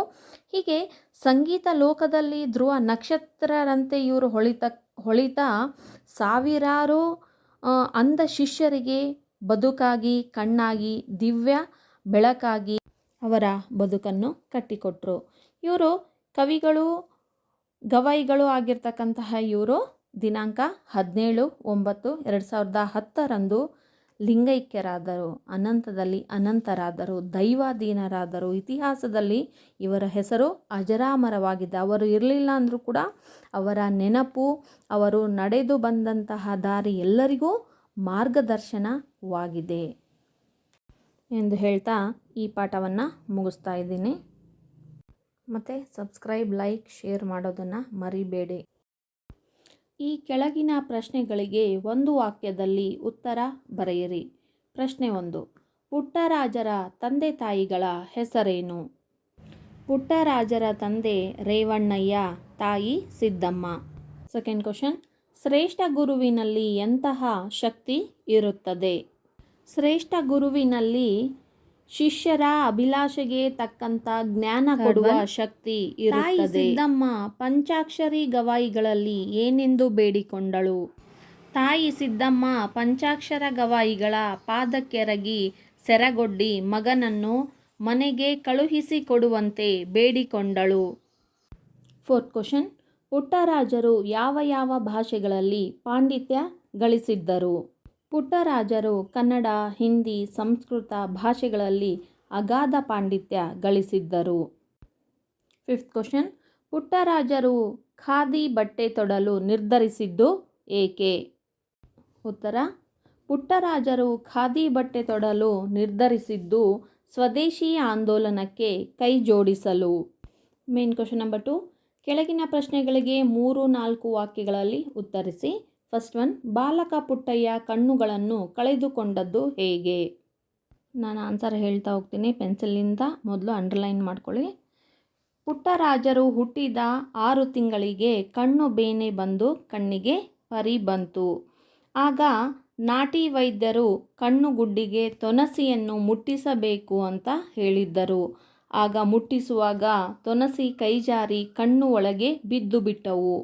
ಆವಾಗ ಅದು ಹರಿಯುವುದರ ಬದಲು ಗುಡ್ಡಿ ಹರಿದು ಕಣ್ಣು ಹೋಗಿ ಬಿಟ್ಟವು. ಹೀಗೆ ಬಾಲಕ ಪುಟ್ಟಯ್ಯ ಕಣ್ಣು ಕಳೆದುಕೊಂಡರು. Second question. ಬಾಲಕ ಪುಟ್ಟಯ್ಯ ಪಂಚಾಕ್ಷರಿ ಗವಾಯಿಗಳ ಶಿಷ್ಯನಾದುದು ಹೇಗೆ? ಉತ್ತರ: ಸಂಗೀತ ಲೋಕದ ಜಗದ್ಗುರು ಪಂಡಿತ ಪಂಚಾಕ್ಷರ ಗವಾಯಿಗಳ ಸಂಚಾರಿ ಸಂಗೀತ ಪಾಠಶಾಲೆ ಒಮ್ಮೆ ಗವಿಮಠದಲ್ಲಿ ಕ್ಯಾಂಪ್ ಮಾಡಿತ್ತು. ಅಲ್ಲಿಗೆ ಮಾವನವರೊಂದಿಗೆ ಪುಟ್ಟಯ್ಯನು ಬಂದು ಗುರುಗಳಾದ ಪಂಚಾಕ್ಷರ ಗವಾಯಿಗಳ ಶಿಷ್ಯತ್ವ ಸ್ವೀಕರಿಸಿ ಪ್ರೀತಿಯ ಶಿಷ್ಯರೆಲ್ಲರಲ್ಲಿ ಈತನು ಒಬ್ಬನಾದನು. ಹೀಗೆ ಬಾಲಕ ಪುಟ್ಟಯ್ಯ ಪಂಚಾಕ್ಷರಿ ಗವಾಯಿಗಳ ಶಿಷ್ಯರಾದರು. ಥರ್ಡ್ ಕ್ವಶನ್: ತಾಯಿ ಸಿದ್ದಮ್ಮ ಪುಟ್ಟರಾಜನನ್ನು ಏನೆಂದು ಆಶೀರ್ವದಿಸಿದಳು? ನಿನ್ನಂಥ ಶ್ರೇಷ್ಠ ಪುತ್ರ ರತ್ನವೊಂದನ್ನು ಹೆತ್ತ ಭಾಗ್ಯ ನನ್ನದಾಗಲಿ. ಹೆಂಡತಿ ಮಕ್ಕಳು ಸಂಸಾರವೆಂಬ ಬಂಧನದಲ್ಲಿ ಬಂದಿಯಾಗಿರುವುದು ನಿನಗಿಷ್ಟವಿಲ್ಲದಿದ್ದರೆ ನನ್ನ ಜೊತೆ ಬರುವುದು ಬೇಡ ಮಗನೇ. ಗುರು ಪಂಚಾಕ್ಷರರು ತೋರುವ ಮಾರ್ಗದಲ್ಲಿ ನೀನು ನಡೆದು ಅಮರನಾಗು ಕಂದ ಎಂದು ತಾಯಿ ಸಿದ್ದಮ್ಮ ಪುಟ್ಟರಾಜನನ್ನು ಆಶೀರ್ವದಿಸಿದಳು. ಫೋರ್ತ್ ಕ್ವಶನ್: ವಿಶೇಷ ಚೇತನರಿಗೆ ನೀವು ಯಾವ ಮಾತುಗಳಿಂದ ಧೈರ್ಯ ತುಂಬುವಿರಿ? ಉತ್ತರ: ಉನ್ನತವಾದ ಗುರಿಯನ್ನು ಸಾಧಿಸಲು ಯಾವುದೇ ರೀತಿಯ ದೈಹಿಕ ನ್ಯೂನತೆಗಳು ಎಂದೂ ಅಡ್ಡಿಯಾಗಲಾರವು. ಅಸಾಧ್ಯವಾದುದನ್ನು ಸಾಧಿಸಬೇಕೆಂಬ ಛಲವಿದ್ದರೆ ಗುರಿ ಸಾಧನೆ ಸುಲಭವಾಗುತ್ತದೆ. ಆದ್ದರಿಂದ ಗುರಿಯು ಉದ್ದೇಶ ಸಾಧನೆಯತ್ತ ಗಮನ ಹರಿಸಿದರೆ ಅಂಗವೈಕಲ್ಯದ ಯೋಚನೆ ಬರುವುದಿಲ್ಲ. ಧೈರ್ಯ ಛಲ ಜೀವನವನ್ನು ಎದುರಿಸುವ ಶಕ್ತಿ ಕೊಡುತ್ತದೆ ಎನ್ನುವ ಮಾತುಗಳನ್ನು ವಿಶೇಷ ಚೇತನರಿಗೆ ಹೇಳಲು ಬಯಸುತ್ತೇನೆ. ಇದ್ರ ಜೊತೆಗೆ ಬೇರೆ ಯಾವುದಾದ್ರೂ ನಿಮ್ಮ ಮಾತುಗಳಿದ್ರೂ ಕೂಡ ನೀವು ಅದನ್ನು ಒಂದೆರಡು ಸೆಂಟೆನ್ಸು ಬರೀಬಹುದು. ನೆಕ್ಸ್ಟ್ ಮೇನ್ ಕೆಳಗಿನ ಪ್ರಶ್ನೆಗಳಿಗೆ 8-10 ವಾಕ್ಯಗಳಲ್ಲಿ ಉತ್ತರ ಬರೆಯಿರಿ. ಫಸ್ಟ್ ಒನ್: ಅಂಗಹೀನತೆ ಸಾಧನೆಗೆ ಅಡ್ಡಿಯಾಗದು ಎಂಬ ಮಾತು ಪುಟ್ಟರಾಜರ ಜೀವನದಲ್ಲಿ ನಿಜವಾಗಿದೆ. ಹೇಗೆ ಸಮರ್ಥಿಸಿ?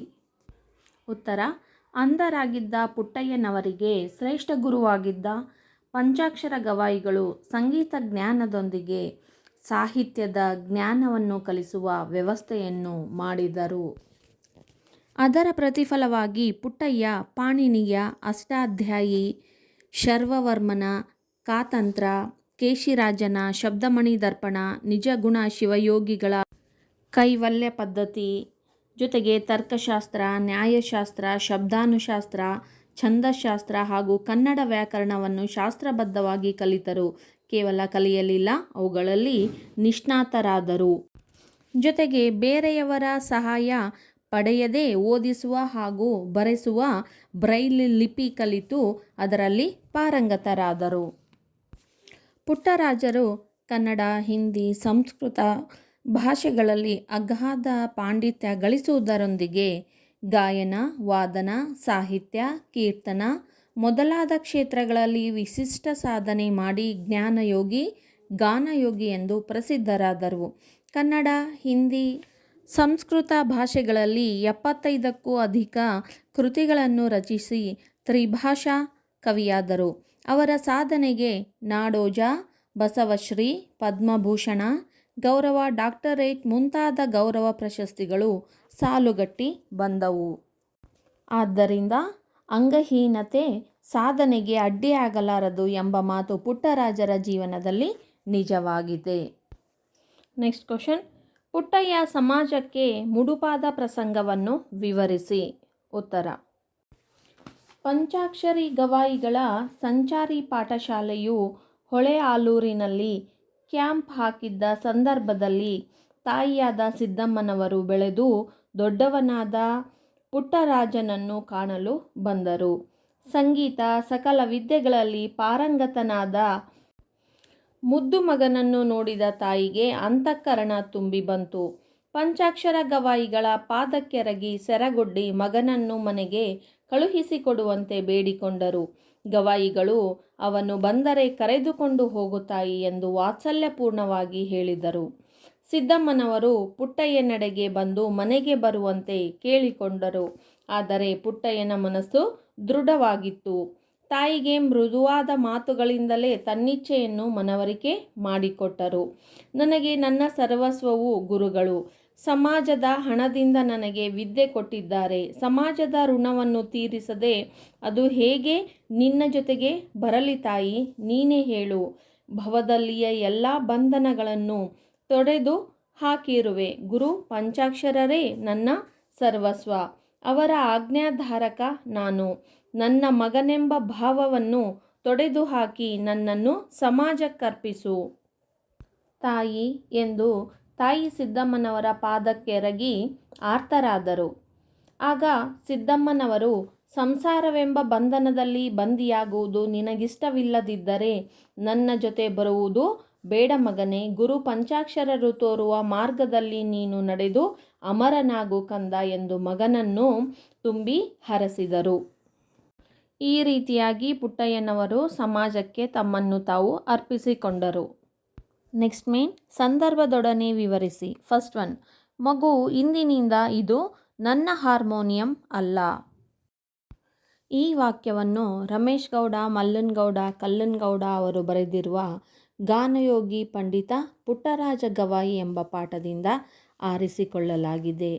ಈ ಮಾತನ್ನು ಪುಟ್ಟರಾಜರ ಸೋದರ ಮಾವ ಚಂದ್ರಶೇಖರಯ್ಯನವರು ಪುಟ್ಟರಾಜರಿಗೆ ಹೇಳಿದ್ದಾರೆ. ಸಂದರ್ಭ: ಬಾಲಕ ಪುಟ್ಟಯ್ಯನಿಗೆ ಹಾರ್ಮೋನಿಯಂ ನುಡಿಸುವ ಆಸೆ. ಒಮ್ಮೆ ಮನೆಯಲ್ಲಿ ಯಾರೂ ಇಲ್ಲದಿರುವಾಗ ತನ್ನ ಮಾವನ ಹಾರ್ಮೋನಿಯಂ ಹಿಡಿದು ನುಡಿಸಲಾರಂಭಿಸಿದ. ಅದರಿಂದ ಹೊರಟ ನಾದ ಮಾಧುರ್ಯಕ್ಕೆ ಮನೆಯ ಒಳಗೆ ಹೊರಗೆ ಜನರ ಗುಂಪೇ ಸೇರಿತು. ಹಾರ್ಮೋನಿಯಂ ನುಡಿಸುತ್ತಿರುವವರು ಯೋಗಿಗಳೇ ಇರಬಹುದೆಂದು ತಿಳಿದ ಮಾವ ಒಳಗೆ ಬಂದು ಪುಟ್ಟ ಬಾಲಕನನ್ನು ನೋಡಿ ಆಶ್ಚರ್ಯಗೊಂಡು ನಂತರ ಸಂತೋಷದಿಂದ ಬಾಲಕನನ್ನು ಬಿಗಿಯಾಗಿ ಅಪ್ಪಿಕೊಂಡು ಮುದ್ದುಗರೆಯುತ್ತಾ ಈ ಮೇಲಿನ ಮಾತನ್ನು ಹೇಳಿದರು. ಸೆಕೆಂಡ್ ಒನ್, ಅವನು ಬಂದರೆ ಕರೆದುಕೊಂಡು ಹೋಗು ತಾಯಿ. ಈ ವಾಕ್ಯವನ್ನು ರಮೇಶ್ ಗೌಡ ಮಲ್ಲನಗೌಡ ಕಲ್ಲನಗೌಡ ಅವರು ಬರೆದಿರುವ ಗಾನಯೋಗಿ ಪಂಡಿತ ಪುಟ್ಟರಾಜ ಗವಾಯಿ ಎಂಬ ಪಾಠದಿಂದ ಆರಿಸಿಕೊಳ್ಳಲಾಗಿದೆ. ಈ ಮಾತನ್ನು ಪಂಚಾಕ್ಷರ ಗವಾಯಿಗಳು ಪುಟ್ಟರಾಜರ ತಾಯಿ ಸಿದ್ದಮ್ಮನವರಿಗೆ ಹೇಳಿದರು. ಸಂದರ್ಭ: ಪಂಚಾಕ್ಷರ ಗವಾಯಿಗಳ ಸಂಚಾರಿ ಪಾಠಶಾಲೆಯು ಹೊಳೆಯ ಆಲೂರಿನಲ್ಲಿ ಬಿಡಾರ ಹಾಕಿದ್ದ ಸಂದರ್ಭದಲ್ಲಿ ತಾಯಿಯಾದ ಸಿದ್ದಮ್ಮನವರು ಬೆಳೆದು ದೊಡ್ಡವನಾದ ಪುಟ್ಟರಾಜನನ್ನು ಕಾಣಲು ಬಂದರು. ಸಂಗೀತದ ಸಕಲ ವಿದ್ಯೆಗಳಲ್ಲಿ ಪಾರಂಗತನಾದ ಮುದ್ದು ಮಗನನ್ನು ನೋಡಿದ ತಾಯಿಗೆ ಅಂತಃಕರಣ ತುಂಬಿ ಬಂತು. ಪಂಚಾಕ್ಷರ ಗವಾಯಿಗಳ ಪಾದಕ್ಕೆರಗಿ ಸೆರಗೊಡ್ಡಿ ಮಗನನ್ನು ಮನೆಗೆ ಕಳುಹಿಸಿಕೊಡುವಂತೆ ಬೇಡಿಕೊಂಡರು. ಆಗ ಪಂಚಾಕ್ಷರ ಗವಾಯಿಗಳು ಮೇಲಿನ ಮಾತನ್ನು ಹೇಳಿದರು. ನೆಕ್ಸ್ಟ್ ಕ್ವಶನ್, ಸಮಾಜದ ಹಣದಿಂದ ನನಗೆ ವಿದ್ಯೆ ಕೊಟ್ಟಿದ್ದಾರೆ. ಈ ವಾಕ್ಯವನ್ನು ರಮೇಶ್ ಗೌಡ ಮಲ್ಲನಗೌಡ ಕಲ್ಲನಗೌಡ ಅವರು ಬರೆದಿರುವ ಗಾನಯೋಗಿ ಪಂಡಿತ ಪುಟ್ಟರಾಜ ಗವಾಯಿ ಎಂಬ ಪಾಠದಿಂದ ಆರಿಸಿಕೊಳ್ಳಲಾಗಿದೆ. ಈ ಮಾತನ್ನು ಪುಟ್ಟರಾಜರು ತಮ್ಮ ತಾಯಿಯಾದ ಸಿದ್ದಮ್ಮನವರಿಗೆ ಹೇಳಿದರು. ಸಂದರ್ಭ: ಸಿದ್ದಮ್ಮನವರು ಪುಟ್ಟಯ್ಯನೆಡೆಗೆ ಬಂದು ಮನೆಗೆ ಬರುವಂತೆ ಕೇಳಿಕೊಂಡಾಗ ಪುಟ್ಟಯ್ಯನವರು, ನನಗೆ ನನ್ನ ಸರ್ವಸ್ವವು ಗುರುಗಳು. ಸಮಾಜದ ಹಣದಿಂದ ನನಗೆ ವಿದ್ಯೆ ಕೊಟ್ಟಿದ್ದಾರೆ. ಸಮಾಜದ ಋಣವನ್ನು ತೀರಿಸದೆ ಅದು ಹೇಗೆ ನಿನ್ನ ಜೊತೆ ಬರಲಿ ತಾಯಿ, ನೀನೇ ಹೇಳು. ಭವದಲ್ಲಿಯ ಎಲ್ಲ ಬಂಧನಗಳನ್ನು ತೊಡೆದು ಹಾಕಿರುವೆ. ಗುರು ಪಂಚಾಕ್ಷರರೇ ನನ್ನ ಸರ್ವಸ್ವ. ಅವರ ಆಜ್ಞಾಧಾರಕ ನಾನು. ನನ್ನ ಮಗನೆಂಬ ಭಾವವನ್ನು ತೊಡೆದು ಹಾಕಿ ನನ್ನನ್ನು ಸಮಾಜಕ್ಕೆ ಅರ್ಪಿಸು ತಾಯಿ ಎಂದು ತಾಯಿ ಸಿದ್ದಮ್ಮನವರ ಪಾದಕ್ಕೆ ಎರಗಿ ಆರ್ತರಾಗಿ ಈ ಮೇಲಿನ ಮಾತನ್ನು ಹೇಳಿದರು. ನೆಕ್ಸ್ಟ್ ಕ್ವಶನ್, ಅವರ ಬಾಹ್ಯ ಕಣ್ಣುಗಳು ಅಳಿಸಿದ್ದರೂ ಅಂತರಂಗದ ಕಣ್ಣು ಅರಳಿತು. ಈ ವಾಕ್ಯವನ್ನು ರಮೇಶ್ ಗೌಡ ಮಲ್ಲನಗೌಡ ಕಲ್ಲನಗೌಡ ಅವರು ಬರೆದಿರುವ ಗಾನಯೋಗಿ ಪಂಡಿತ ಪುಟ್ಟರಾಜ ಗವಾಯಿ ಎಂಬ ಪಾಠದಿಂದ ಆರಿಸಿಕೊಳ್ಳಲಾಗಿದೆ. ಈ ಮಾತನ್ನು ಲೇಖಕರು ಓದುಗರಿಗೆ ಹೇಳಿದ್ದಾರೆ. ಸಂದರ್ಭ: ಪಂಚಾಕ್ಷರ ಗುರುಗಳನ್ನು ಅನುಸರಿಸಬೇಕು. ಅವರ ನುಡಿಯೇ ನನಗೆ ಮಂತ್ರ, ಅವರ ನಡೆಯೇ ನನಗೆ ಆಚಾರವಾಗಬೇಕು ಎಂದು ನಿರ್ಧರಿಸಿದ 8 ವರ್ಷದ ಬಾಲಕ ಪುಟ್ಟಯ್ಯ ತನ್ನ ಎಲ್ಲ ಸಹಪಾಠಿಗಳಿಗಿಂತ ಬಲು ಬೇಗ ಗುರುಗಳು ಹೇಳಿದ್ದನ್ನು ಗ್ರಹಿಸಿ ಕಲಿತುಕೊಂಡರು. ಗುರು ಶಿಷ್ಯರಿರುವರು ಅಂದರು. ಅವರ ಬಾಹ್ಯ ಕಣ್ಣು ಅಳಿಸಿದ್ದರೂ ಅಂತರಂಗದ ಕಣ್ಣು ಅರಳಿತು ಎಂದು ಪಂಚಾಕ್ಷರ ಗವಾಯಿಗಳು ಮತ್ತು ಪುಟ್ಟರಾಜ ಗವಾಯಿಗಳ ಬಗ್ಗೆ ಹೇಳುವ ಸಂದರ್ಭದಲ್ಲಿ ಈ ಮೇಲಿನ ವಾಕ್ಯ ಬಂದಿದೆ. ನೆಕ್ಸ್ಟ್ ಮೇನ್ ಬಿಟ್ಟ ಸ್ಥಳಗಳನ್ನು ಸೂಕ್ತ ಪದಗಳಿಂದ ಭರ್ತಿ ಮಾಡಿರಿ. ಫಸ್ಟ್ ಒನ್, ಪುಟ್ಟರಾಜರ ಜನ್ಮಸ್ಥಳ ಹಾವೇರಿ ಜಿಲ್ಲೆಯ ಹಾನಗಲ್ಲ ತಾಲೂಕಿನ ದೇವರ ಹೊಸಪೇಟೆ.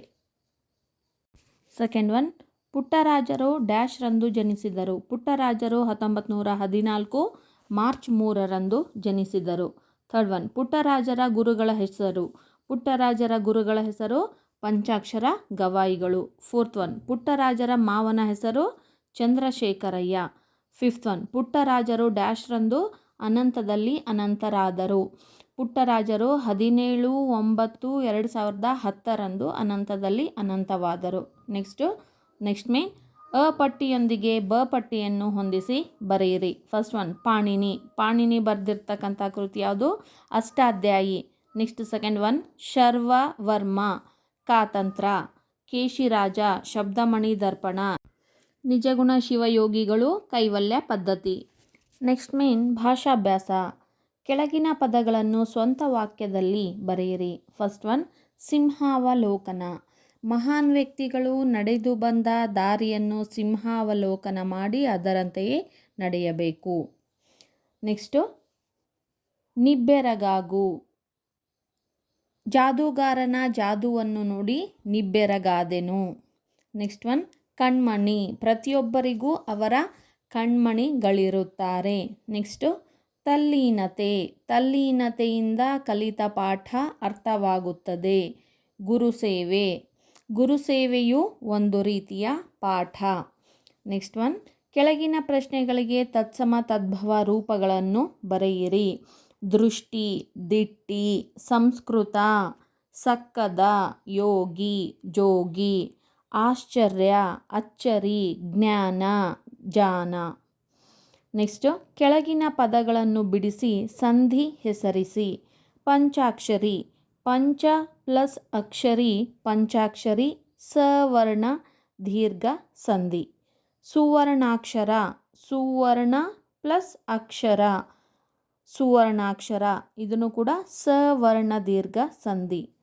ತನ್ನಿಚ್ಛೆ, ತನ್ನ ಪ್ಲಸ್ ಇಚ್ಛೆ ತನ್ನಿಚ್ಛೆ ಲೋಪಸಂಧಿ. ರುದ್ರಾಕ್ಷಿ, ರುದ್ರ ಪ್ಲಸ್ ಅಕ್ಷಿ ರುದ್ರಾಕ್ಷಿ ಸವರ್ಣ ದೀರ್ಘ ಸಂಧಿ. ಹಿಮಾಲಯ, ಹಿಮ ಪ್ಲಸ್ ಆಲಯ ಹಿಮಾಲಯ ಸವರ್ಣ ದೀರ್ಘ ಸಂಧಿ. ನೆಕ್ಸ್ಟ್ ಮೇನ್, ಕೆಳಗಿನ ಪ್ರಶ್ನೆಗಳಿಗೆ ವಿರುದ್ಧಾರ್ಥಕ ಬರೆಯಿರಿ. ಆಸಕ್ತಿ, ನಿರಾಸಕ್ತಿ. ಗೌರವ, ಅಗೌರವ. ಸ್ವೀಕರಿಸು, ನಿರಾಕರಿಸು. ಸ್ವದೇಶಿ, ವಿದೇಶಿ. ಸ್ವಾತಂತ್ರ್ಯ, ಪರತಂತ್ರ. ಇಲ್ಲಿಗೆ ಈ ಪಾಠದ ಎಲ್ಲ ಮೇನ್ಸು, ಒಂದು ವಾಕ್ಯದಲ್ಲಿ 3-4 ವಾಕ್ಯ, 8-10 ವಾಕ್ಯ, ಸಂದರ್ಭ, ಭಾಷಾಭ್ಯಾಸ ಎಲ್ಲ ಮೇನ್ಸು ಕಂಪ್ಲೀಟ್ ಆಯಿತು. ನಿಧಾನವಾಗಿ ನೀವು ಬರೀತಾ ನೋಟ್ಸ್ ಮಾಡ್ಕೋಬೋದು. ಕ್ವಶನ್ ಆನ್ಸರ್ಸ್ ಎಲ್ಲಿದೆ ಅನ್ನೋದನ್ನು ಕೂಡ ಇದರಲ್ಲಿ ಮಾರ್ಕ್ ಕೂಡ ಮಾಡಲಾಗಿದೆ. ನಿಧಾನವಾಗಿ ನೀವು ನೋಟ್ಸನ್ನು ಮಾಡಿ. ಬರೆಯೋದ್ರಿಂದ, ನೋಟ್ಸ್ ಮಾಡೋದ್ರಿಂದ ಏನಾಗುತ್ತೆ, ನಿಮಗೆ ಇನ್ನೂ ಪ್ರಾಕ್ಟೀಸ್ ಆಗ್ತಾ ಹೋಗುತ್ತೆ. ಮತ್ತು ಮುಂದಿನ ವಿಡಿಯೋದೊಂದಿಗೆ ನಿಮ್ಮ ಮುಂದೆ ಬರ್ತೀನಿ. ಅಲ್ಲಿವರೆಗೆ ನನ್ನ ಎಲ್ಲ ವಿಡಿಯೋಗಳನ್ನು ನೋಡ್ತಾ ಇರಿ ಮತ್ತು ಸಬ್ಸ್ಕ್ರೈಬ್ ಮಾಡೋದನ್ನು ಮರಿಬೇಡಿ ಮತ್ತು ಸಬ್ಸ್ಕ್ರೈಬ್ ಮಾಡಿಸಿ. ಧನ್ಯವಾದಗಳು.